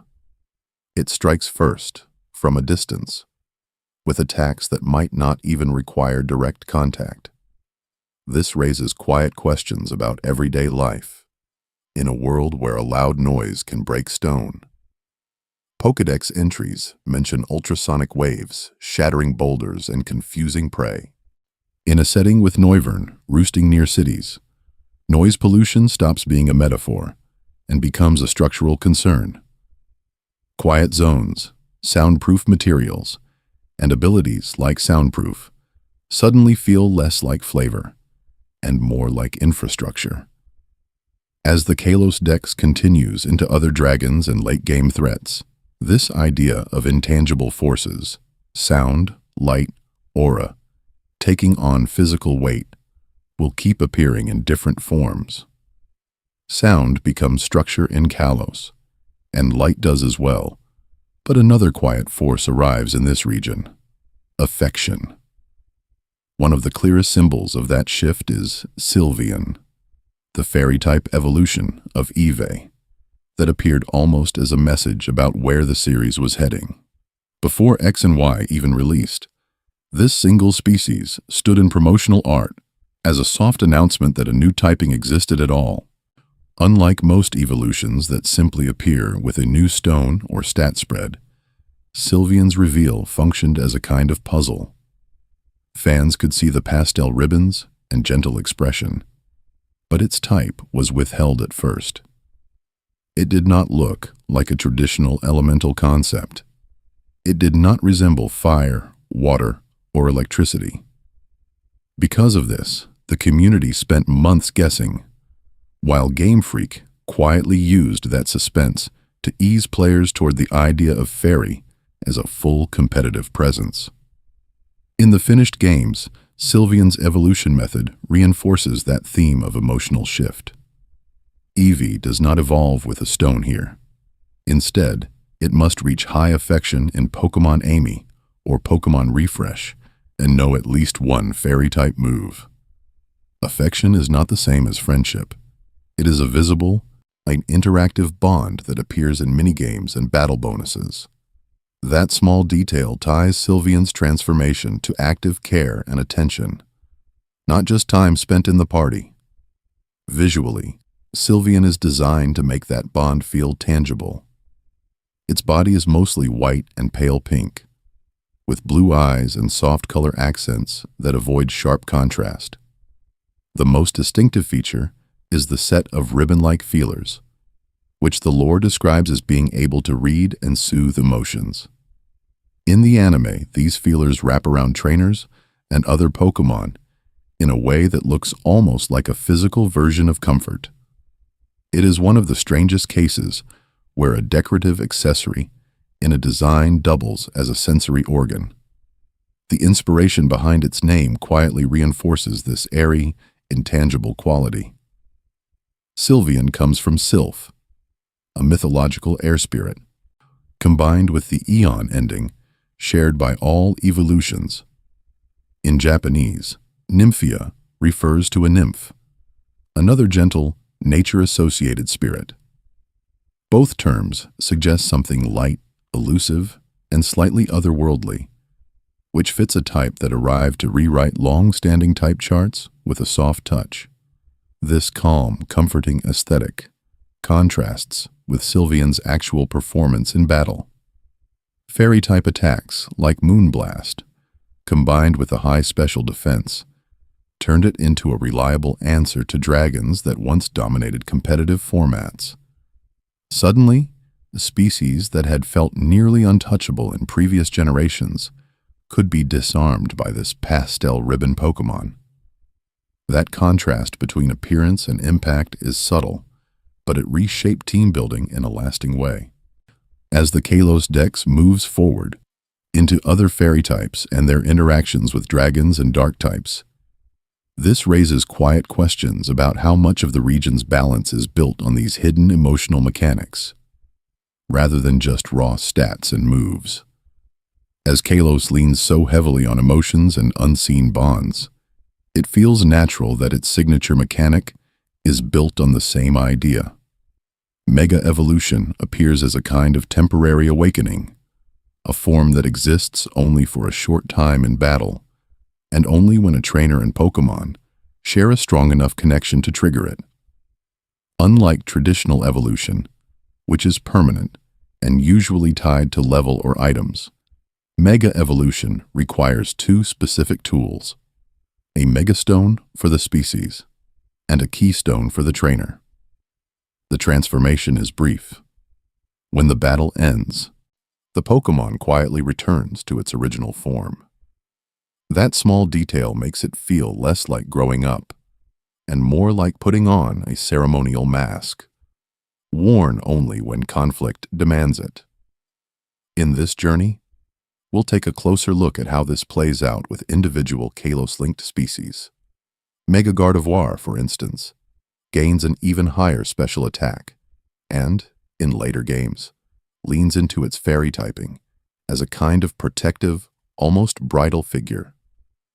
Mega Mawile, originally a single steel-type trickster, becomes steel and fairy, with huge double jaws that turn a deceptive design into a genuine threat. Because of this, roles in battle shift dramatically, even though the base species has not changed at all. Visually, most megaforms share a distinct set of themes.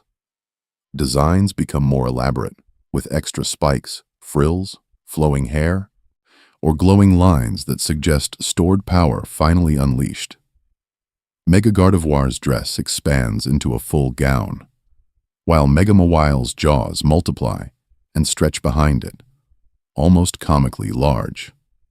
One of the strangest patterns is how often these forms exaggerate exactly one trait, as if the concept of the Pokémon has been turned up to its maximum setting for a few turns. The lore, however, adds a quieter layer. Several Pokédex entries and side materials hint that Mega Evolution can be painful or overwhelming. Some species are described as becoming more aggressive, or as having energy that their bodies struggle to contain. The inspiration behind the mechanic is framed as ancient Kalos technology, in stones born from a massive weapon, which makes the whole system feel slightly uneasy under the bright battle effects. This raises quiet questions about identity. If a creature's strongest, most spectacular form is temporary and battle-specific, which version is its true self? Trainers in Kalos are encouraged to celebrate these forms, but the Pokémon still spends most of its life in its regular state, eating, resting, and interacting in that quieter body.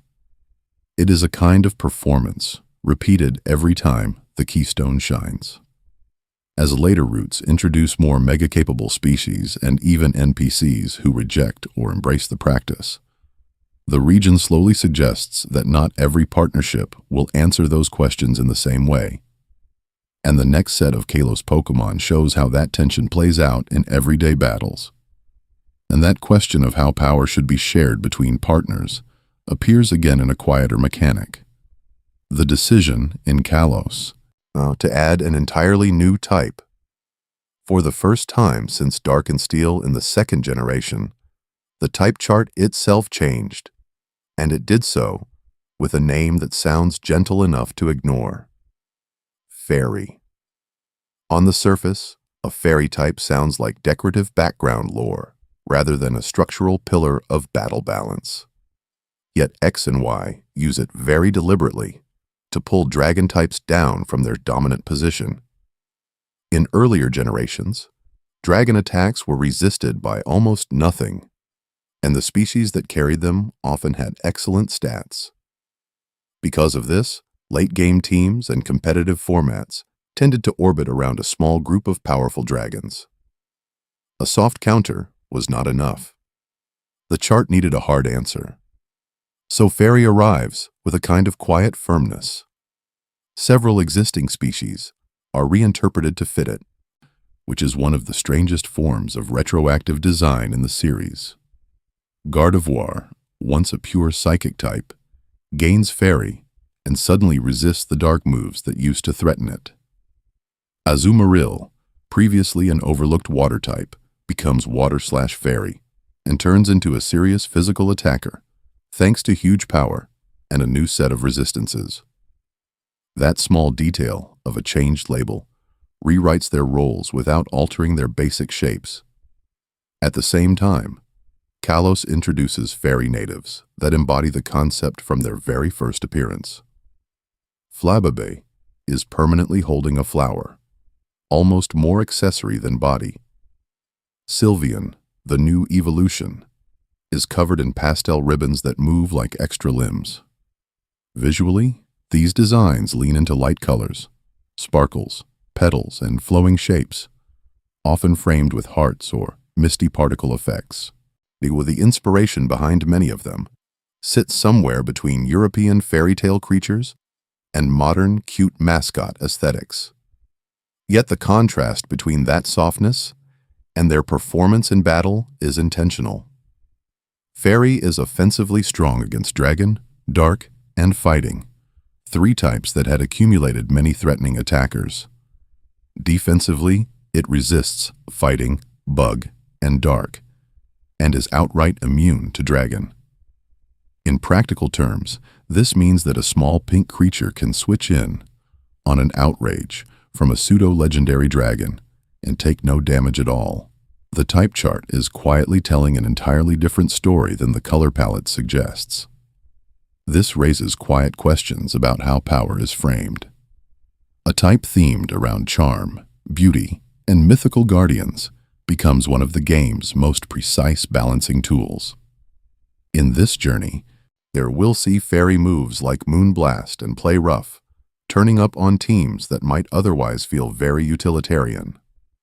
Competitive players begin to prioritize fairy coverage as a default requirement, while older answers like Steel and Ice lose some of their former centrality. If Mega Evolution explores how bonds can amplify strength, Fairy explores how perception can mislead it. And the next Kalos species will keep playing with that tension between appearance and function in smaller, sleepier ways. So it becomes helpful to step back from individual types and look at where these species actually live.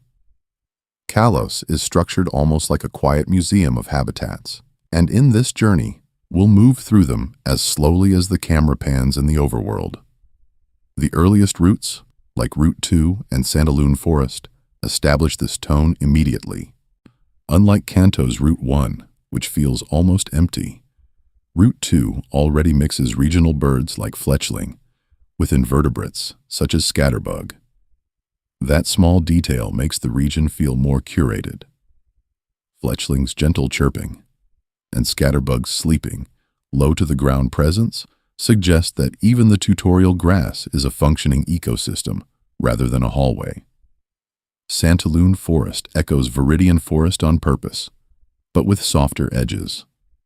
Visually, the light is warmer, the paths are wider, and the bug-type population feels less threatening.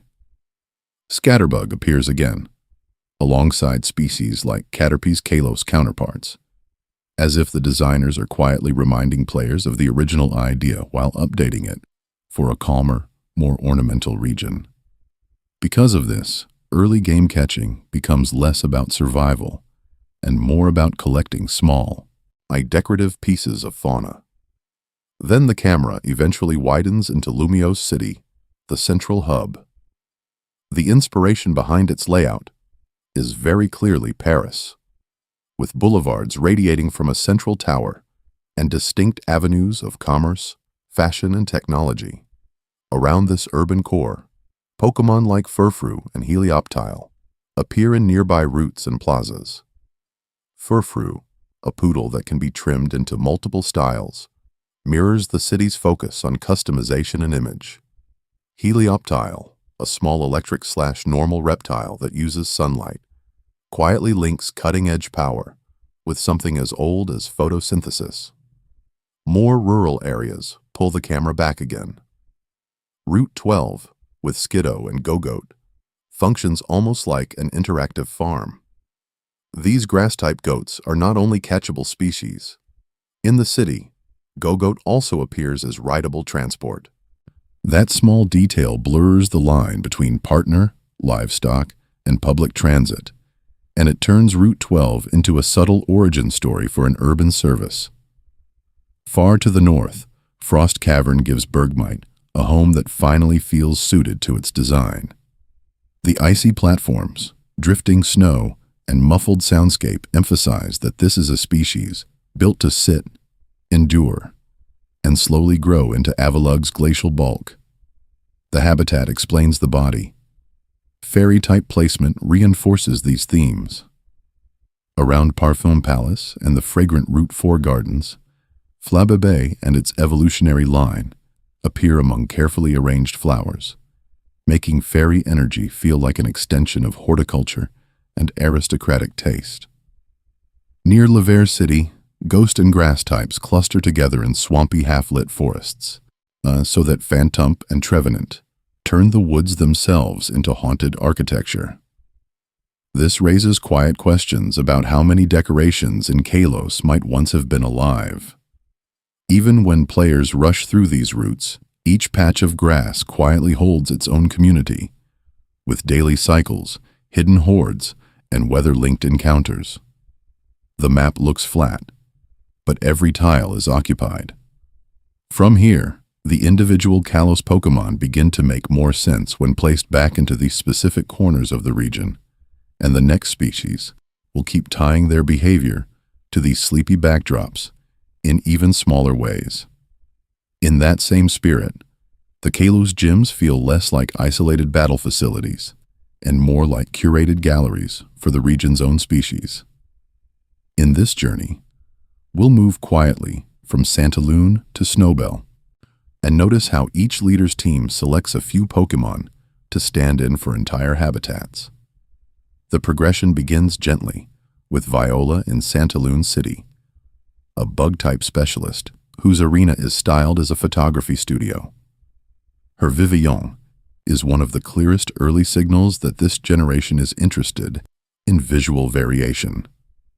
Different wing patterns appear based on real-world regions, but in-game, it simply arrives as a fully evolved, striking shape on the very first badge. That small detail turns a common route bug line into a kind of regional emblem. From there, the path winds to Sillage and Grant's rock types, then to Chaleur and Karina, where Lucario and Mega Evolution take center stage. Yet the more regionally specific choices sit a little later. Ramos in Coumarine City, for example, leads with Gogoat, a Kalos grass type that can also be ridden in town. Because of this, his gym becomes an extension of the city's vertical gardens and farm-like platforms. The Pokémon that appears in the streets as transport is the same species that anchors his team, turning a mechanical feature into a character in the league's narrative. Valerie in Lavere City performs a similar role for the new fairy typing. Her Sylveon is one of the strangest evolutions conceptually, built around ribbons, affection, and a pastel color palette. Visually, it matches Lavere's doll-like houses, and clothing boutiques almost too well.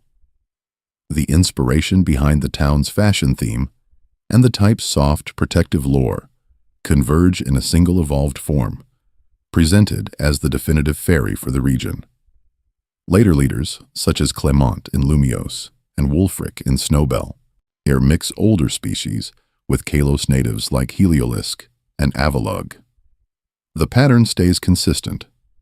When a new regional species appears on a gym team, it is usually in its final stage, already polished. That small detail makes the league function like a slow reveal of finished designs after the roots have quietly shown the earlier forms. The Elite Four continue this idea at a higher intensity. Malva's Fire Team, Seibold's Water Squad, Wickstrom's Steel Armor, and Drasna's Dragon roster each fold in Kalos species, as if selecting from a regional best of list. Wickstrom's Aegislash, for instance, is a literal living sword and shield, echoing his knight motif and the League's medieval architecture. Drasna's Noivern, a sound-based bat dragon, arrives late in the story and then suddenly occupies center stage as her ace. Taken together, these teams act almost like museum labels for the Pokédex. They highlight which species the designers wanted remembered. On a sleepy replay, it can feel as if the gyms and Elite Four are quietly pointing out, one battle at a time, the creatures that best express what Kalos was trying to be. From here, individual Kalos Pokémon can be viewed not just in the grass, but in these staged encounters, and the next species will keep tying their designs back to specific leaders and rooms in even smaller ways. Those staged encounters eventually lead to the quiet heart of Kalos, its central legends. The gyms and Elite Four hint at themes like nature, technology, and society, but the region's myth is distilled into 3 Pokémon that almost never appear in ordinary battles. In this journey, we'll slow down and take a closer look at Xerneas, Yveltal, Via and Zygarde as if they were museum pieces rather than endgame weapons. Unlike many earlier generations, where box legendaries mostly represented elements or time, Kalos assigns abstract forces to its trio. Xerneas is the life Pokémon, Yveltal is the destruction Pokémon, and Zygarde is the order Pokémon that supposedly watches from beneath the earth. That small detail shifts the mythology away from weather or space, and towards something closer to philosophy. Life, death, and the system that keeps both in balance become a kind of invisible Elite Four, above the League itself. Their typings reinforce this. Xerneas is pure fairy, introduced in the same generation that created the fairy type to counter dragons and dark forces. Because of this, its role as Lifebringer is tied to a type associated with protection, myth, and stories. Yveltal, by contrast, is dark and flying, a combination that feels predatory and unstable, always above, always looming. Zygarde's dragon and ground typing places it in the soil and caverns, aligning order with deep time, geology, and the older dragon traditions that fairy was meant to check. Visually, each design leans into a letter and a symbol at the same time. Xerneas's glowing multicolored horns branch like a stylized tree of life, while its stance forms an X when viewed from certain angles. Yveltal's entire body stretches into a red and black Y shape, wings and tail curling like claws, closing over a landscape. Zygarde is one of the strangest, appearing first as small green cores and cells, then as a serpentine 50% form, and finally as a towering complete form with a Z-like silhouette hidden in its segmented armor. The inspiration behind their names adds another quiet layer. Xerneas likely draws from Cernunnos, a horned Celtic deity combined with the letter X. Yveltal echoes evil, a word close to evil, merged with Zygarde references zygote, a beginning of life along with guard, reinforcing its role as overseer. In Japanese, interestingly, the species are still Xerneas, Yveltal, and Zygarde, almost unchanged, which is rare for a legendary trio with such specific wordplay. This raises quiet questions about Kalos as a France-inspired region that leans on Celtic and even Norse-feeling motifs, rather than only classical French imagery. A stag reminiscent of European forest gods, a raven-like harbinger of doom, and a subterranean dragon that restores balance feel closer to pan-European folklore than to any single country. Because of this, the lore of Kalos ends up feeling like a modern myth anthology, written in game mechanics and encounter flags. And Zygarde's scattered cells, hiding on roots and in caves, quietly prepare the ground for the next species that tries to embody an ecosystem in an even more literal way. After Zygarde's scattered cells, the Kalos story seems complete. Yet, in this journey, we'll notice that a region's mythology does not really end with its box legends.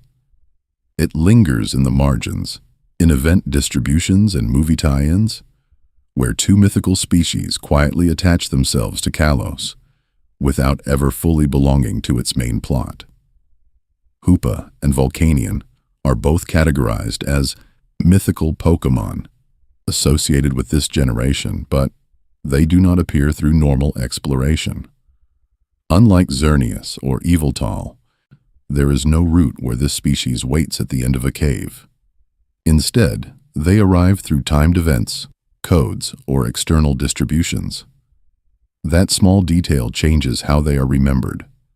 They feel less like characters in the story, and more like rumors that drift in after the credits roll. Hoopa is one of the strangest late Kalos designs.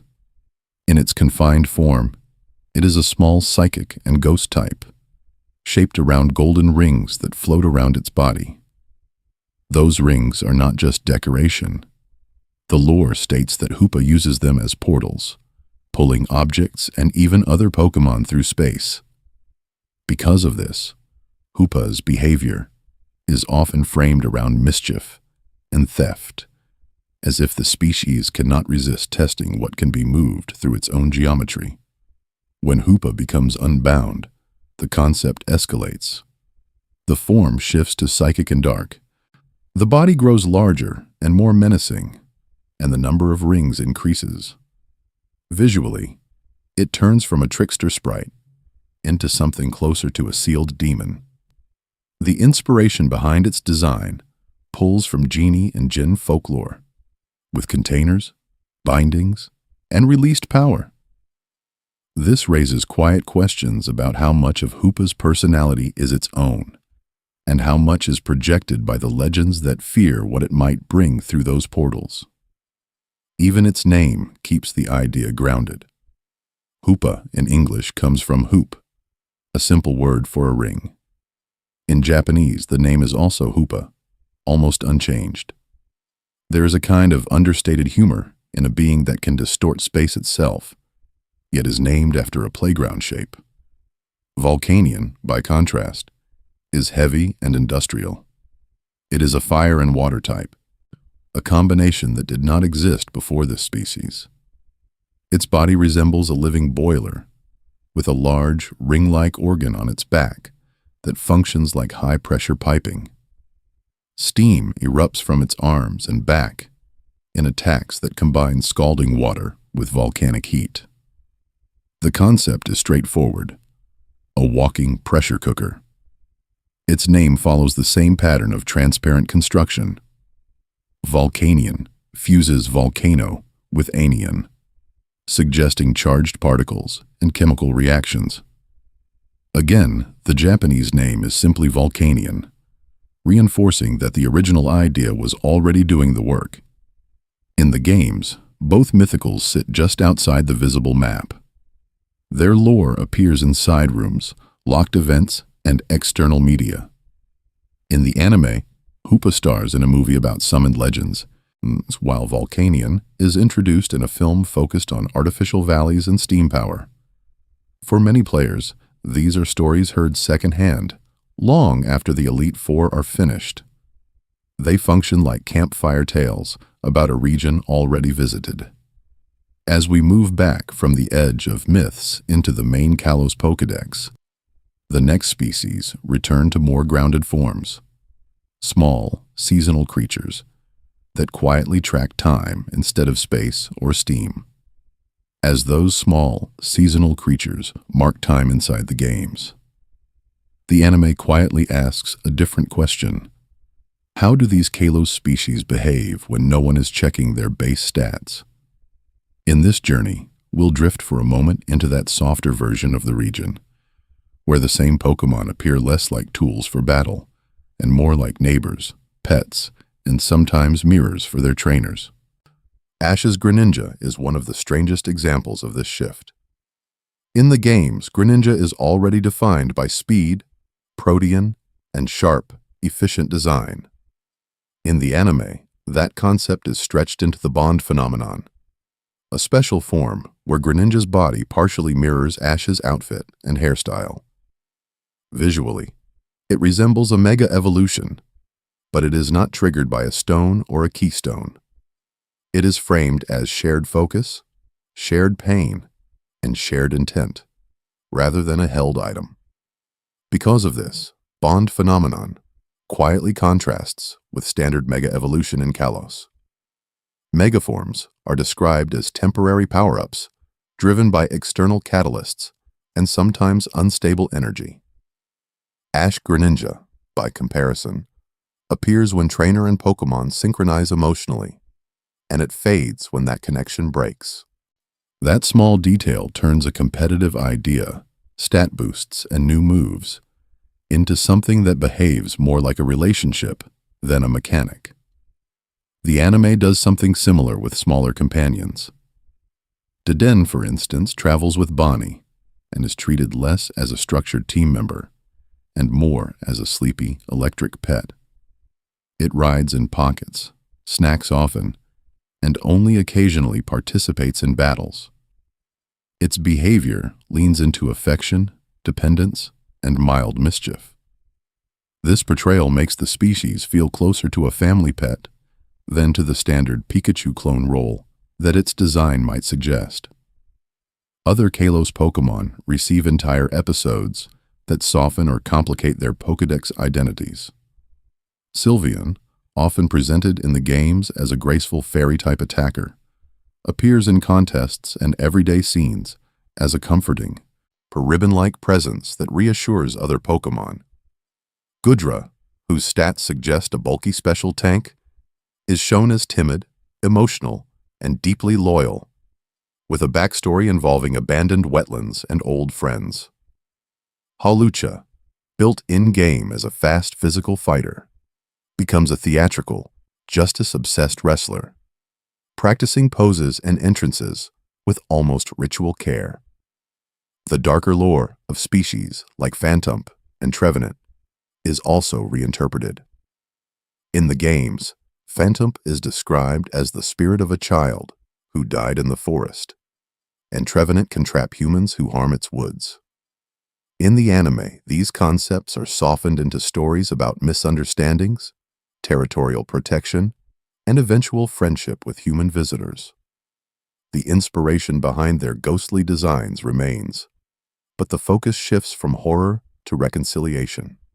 Taken together, these portrayals suggest that game data is only one layer of Kalos. Seeing these Pokémon move, vocalize, and handle mundane problems, lost items, homesickness, rivalries, makes natures, abilities, and stat spreads feel like abstractions sitting on top of fuller lives.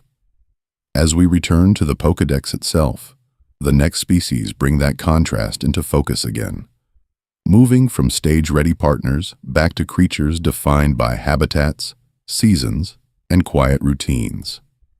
As we leave the more animated world of contests and performances, the numbers underneath those performances quietly come back into view. In this journey, We'll stay on that calm surface for a moment, and then take a closer look at the hidden mechanics that quietly shape how Kalos species behave when battles begin again. Delphox is a useful starting point. On the field, it appears as a tall, wand-carrying fox, themed around divination and ritual. Beneath that design, its base stat total sits at 534, matching a small cluster of special attackers introduced around the same era. That small detail links it statistically to other glassy spellcasters, even as its lore leans into folklore about witches and fortune-tellers. Because of this, Delphox ends up feeling less like an experimental outlier and more like a carefully slotted piece in a familiar template. Kalos repeats that quiet mirroring in other places. Several regional species share stat patterns with older Pokémon, almost as if the developers were reusing musical chords with new instruments. Some physical attackers echo the spreads of Kanto fighters, while certain bulky fairies and psychics trace back to classic special walls. The inspiration behind these numbers is never stated, but the parallel shapes are there, hiding in plain sight. Then there are distributions that refuse to be subtle. Avalugg, for example, is one of the strangest defensive tanks the region offers. Its defense stat is towering, while its speed collapses into the single digits. Visually, it resembles a drifting ice shelf, and the numbers simply commit to that concept. Almost immovable, but very slow to react. Gudra moves in the opposite direction thematically. Its body is soft, gooey, and unarmored, yet its special defense is remarkably high. This raises quiet questions about what toughness means in Pokémon biology, when a gelatinous dragon can shrug off beams and blasts better than rock-covered creatures. Abilities add another hidden layer. Greninja's Protean quietly turns every attack into a form of transformation, changing its type to match each move without any elaborate in-game explanation. Klefki's Prankster takes an already unusual keyring design and gives its status moves priority, making its supportive tricks arrive just a bit earlier than expected. Aurorus, with Refrigerate, converts normal-type moves into ice-type attacks, turning something as plain as a basic beam into a thematic blizzard. The game rarely pauses to explain these interactions. They simply sit in the background, defining roles. Move learn sets continue this pattern of understated ideas. Hawlucha's signature Flying Press is formally treated as both a fighting and flying type move at once, a mechanical reflection of its luchador bird concept. A few Kalos Pokémon pick up surprising coverage, like elemental punches or fangs that hint at unseen training methods or niche hunting behaviors. The animations remain simple, but the typing and coverage quietly suggest entire fighting styles. Under all of this, each Kalos Pokémon carries a precise lattice of numbers and rules, base stats, growth rates, ability triggers, and move lists. On the surface, they are companions traveling through forests, cities, and mountains. Underneath, they are carefully tuned systems that decide what each species can and cannot do once a battle starts. As we move back into the Pokédex, the next group of Kalos natives will show how those hidden structures meet habitats, seasons, and regional history, one sleepy entry at a time. Those systems do not exist in a vacuum. In Kalos, they sit quietly, inside a region that is almost more interested in how life looks and feels than in how hard it can hit. In this journey, we'll step back from stats for a moment and take a closer look at how human Pokémon society in Kalos turns battles into just one small part of a larger lifestyle. Nowhere is that clearer than in Lumiose City. Unlike most hub cities, which focus on gyms and markets, Lumiose is built around fashion boutiques, hair salons, and an almost improbable number of cafes. Furfrou appears here as a kind of living accessory, its trims changing from debutante to dandy with the same care people give to clothes. That small detail makes the species feel perfectly at home, in a place where grooming is almost a regional value. Sylvian, with its ribbon-like feelers and pastel palette, also fits this culture of elegance so well that it can stand beside mannequins in a boutique window and not look out of place. Services in Kalos lean into this integration. Instead of only high-speed technology like magnet train lines, the region offers go-goat taxis, where citizens simply hold onto a gentle grass type and ride through the avenues of Lumios. It is public transport, but also a slow, tactile interaction with a living partner. Pokemon centers in Kalos often include built-in cafes, turning healing into a small social ritual rather than a quick mechanical stop. Because of this, a visit to the center can look less like a medical emergency and more like a quiet coffee break shared with a tired team. NPC dialogue reinforces this softer arrangement. Workers in the Pokeball factory reference Pokemon as co-workers, not just tools, tuned with conveyor belts and labor, divided between humans and steel types in a nearly industrial choreography. At Prism Tower, which doubles as both a gym and a power symbol for Lumios, performers and technicians mention Pokemon as partners in light shows and television broadcasts.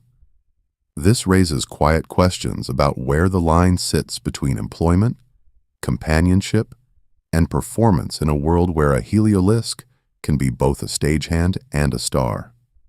Visually, even the regional Pokédex mirrors Kalos' interest in art and small luxuries. Fairy types, such as Flabébé, constantly holding a tiny flower, and Klefki, a literal keyring, turn everyday objects and decorative motifs into full species. The inspiration behind these designs seems less about survival and more about adornment. A bouquet, a charm, a ring of keys.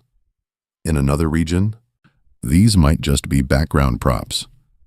In Kalos, they are living symbols of beauty, attachment, and convenience.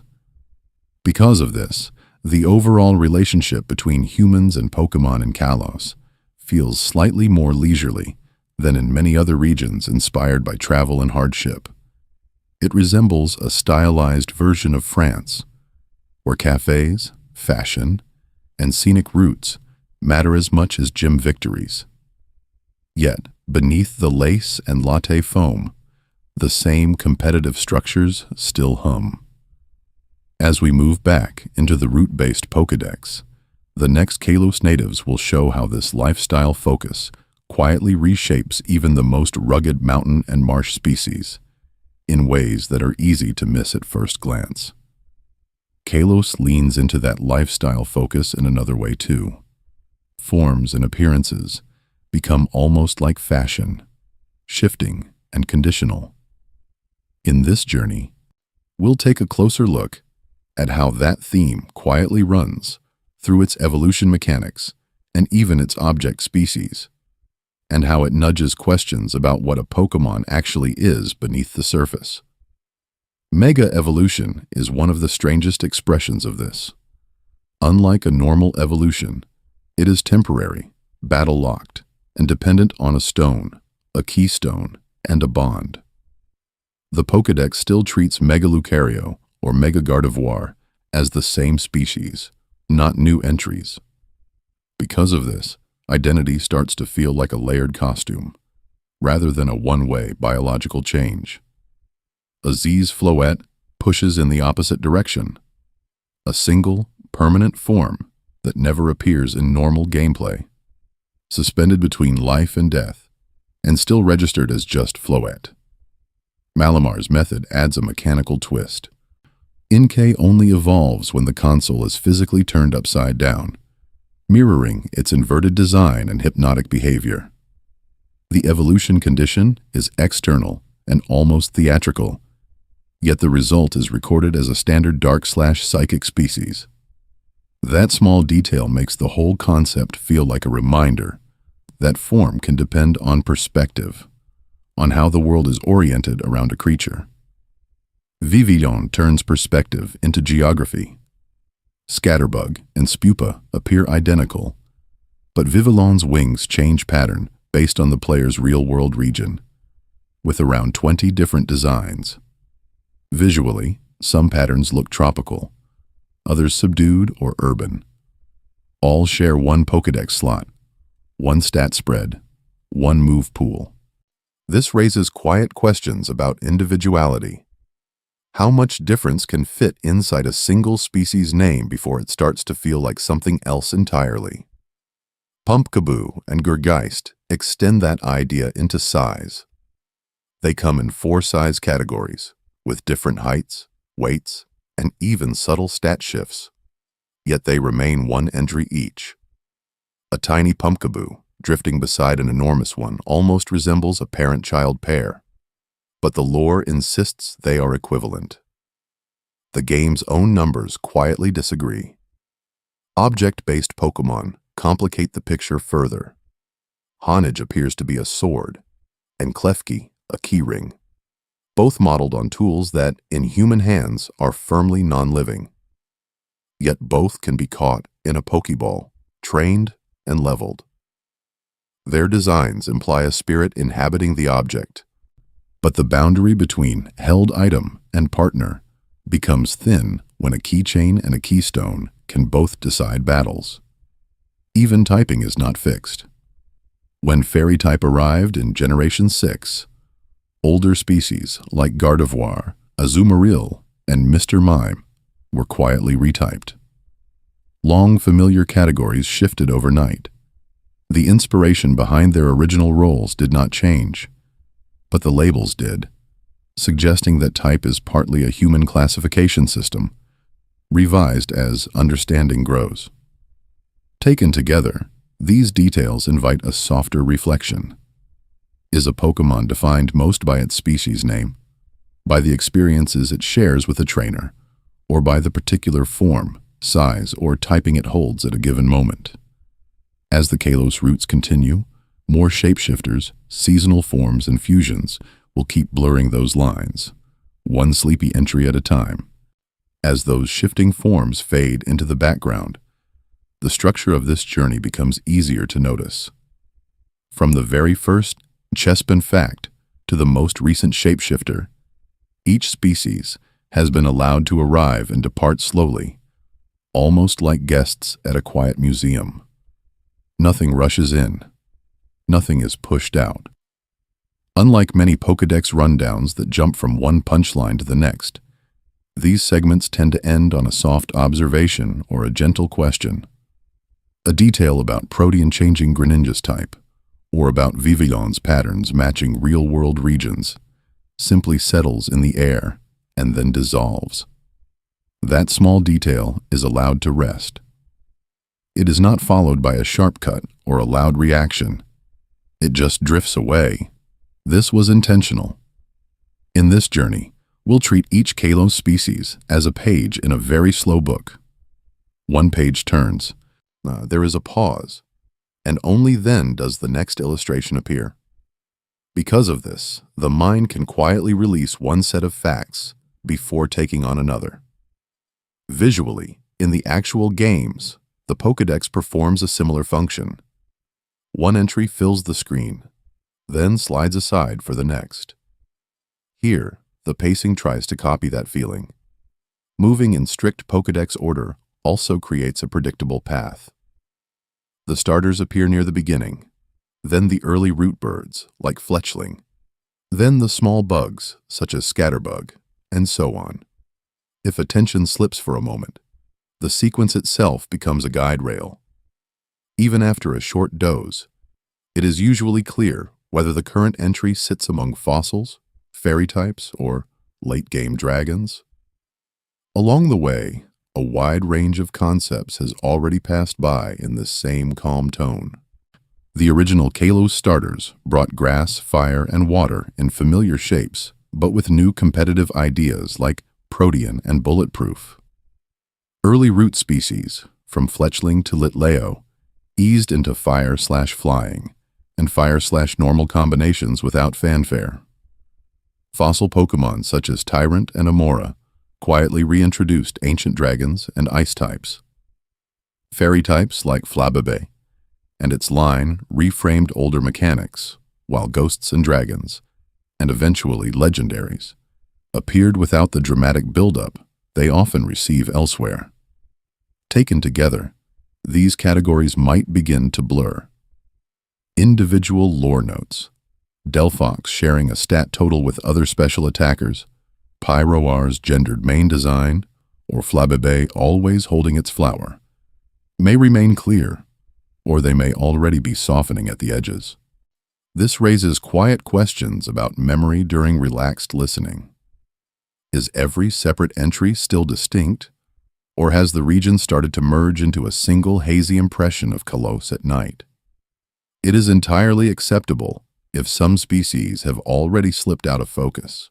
The intention is not to test recall, but to create a slow, continuous stream of minor details. As the remaining ghosts, dragons, and late-dex legendaries approach, the same rhythm will continue. One Pokemon, one quiet fact set, and then a gentle slide into the next. By this point, the Kalos Pokédex may feel less like a list and more like a long, dimly lit corridor that we have been walking through together. Names, forms, and types blur a little at the edges, but certain shapes still stand out in the half-light. Right at the entrance to that corridor sit the starters: Chestnut, Delphox, and Greninja. Together, they sketch a simple trio of roles that is easy to hold in mind. Chestnut appears as a quiet defender, wrapped in its chestnut armor, turning the spiky woodland concept of Chespin into a protective wall. Delphox shifts the tone entirely, leaning into the idea of a robed mage with wand-like branches and calm, distant eyes. Greninja completes the set as a darting ninja figure, all motion and misdirection. Its scarf tongue, one of the strangest design choices to become instantly iconic. From there, in this journey, we'll drift back through a few other lines that marked the path. Scatterbug and Vivillon connected the game to the real world in a direct, almost technical way, with wing patterns changing based on system region. That small detail quietly turned one species into many, scattered across players rather than routes. Skiddo and Gogoat carried us through the central city as living transport, the inspiration behind their design sitting somewhere between farm animal and gentle bus service. Further along, Aegislash waited in the halls of power, a literal sword and shield bound together. Its object-based design tied neatly into the themes of kings, knights, and long-ended wars that run through Kalos lore. Sylveon, by contrast, arrived with soft ribbons and pastel colors, introducing fairy type not with menace but with a soothing, almost decorative presence. Gudra brought a different contrast. A dragon that looks like a friendly, dripping plush toy, yet still carries the quiet weight of a pseudo-legendary status. Across these species, certain patterns repeat. Many draw directly from real-world inspirations. Regional butterflies, French agriculture, medieval weapons, European myths. Others experiment with new type combinations and innovations, especially around fairy type and the rebalancing of old mechanics. Object-based concepts, from keys to blades, sit beside more traditional animals. And because of this, the boundary between creature and artifact feels softer than in some earlier generations. There is also a gentle contrast between appearance and power that keeps resurfacing. Delicate designs like Sylvan or Flabébé's tiny flower companion hide significant strength. Heavier, armored figures such as Chestnut or the blade ghost Aegislash can act with surprising subtlety. This raises quiet questions about how much the visual impression of a Pokémon really predicts its role in battle or story. Around all of this sat the wider frame of Kalos itself.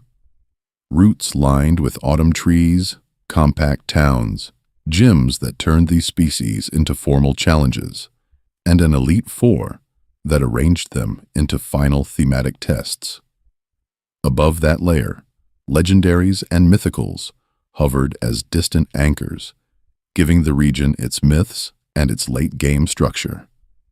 It remains entirely acceptable, if only fragments of this linger. The intention was never to fix every fact in memory, but to let a calm stream of details flow past, something for the mind to follow loosely as the last sections of the Kalos night approach. For some listeners, this entire Kalos night has been a continuous line followed from the first starter to the last legendary, without a break. For others, attention may have drifted in and out, with certain species half heard, or remembered only as a tone of voice rather than a specific fact. Both patterns match the intention here. The region can be crossed wide awake or half asleep. Because of this, it can be quietly interesting, on another evening, to return to the original games and take a closer look at familiar routes with these details in mind.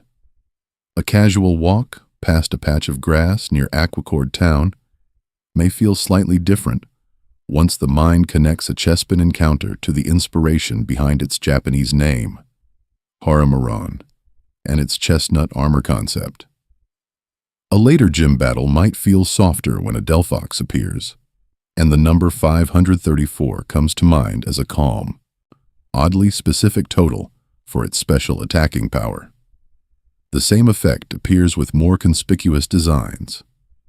A Talonflame gliding over Route 10 becomes less generic when the memory surfaces that this regional bird quietly shifts from normal/flying to fire/flying as it evolves.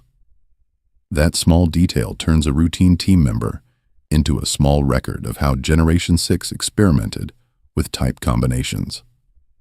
Scatterbug and Vivillon can do something similar, with wing patterns echoing the real-world region of the original 3DS, a reminder that even a simple early route bug was designed to notice where the player lived.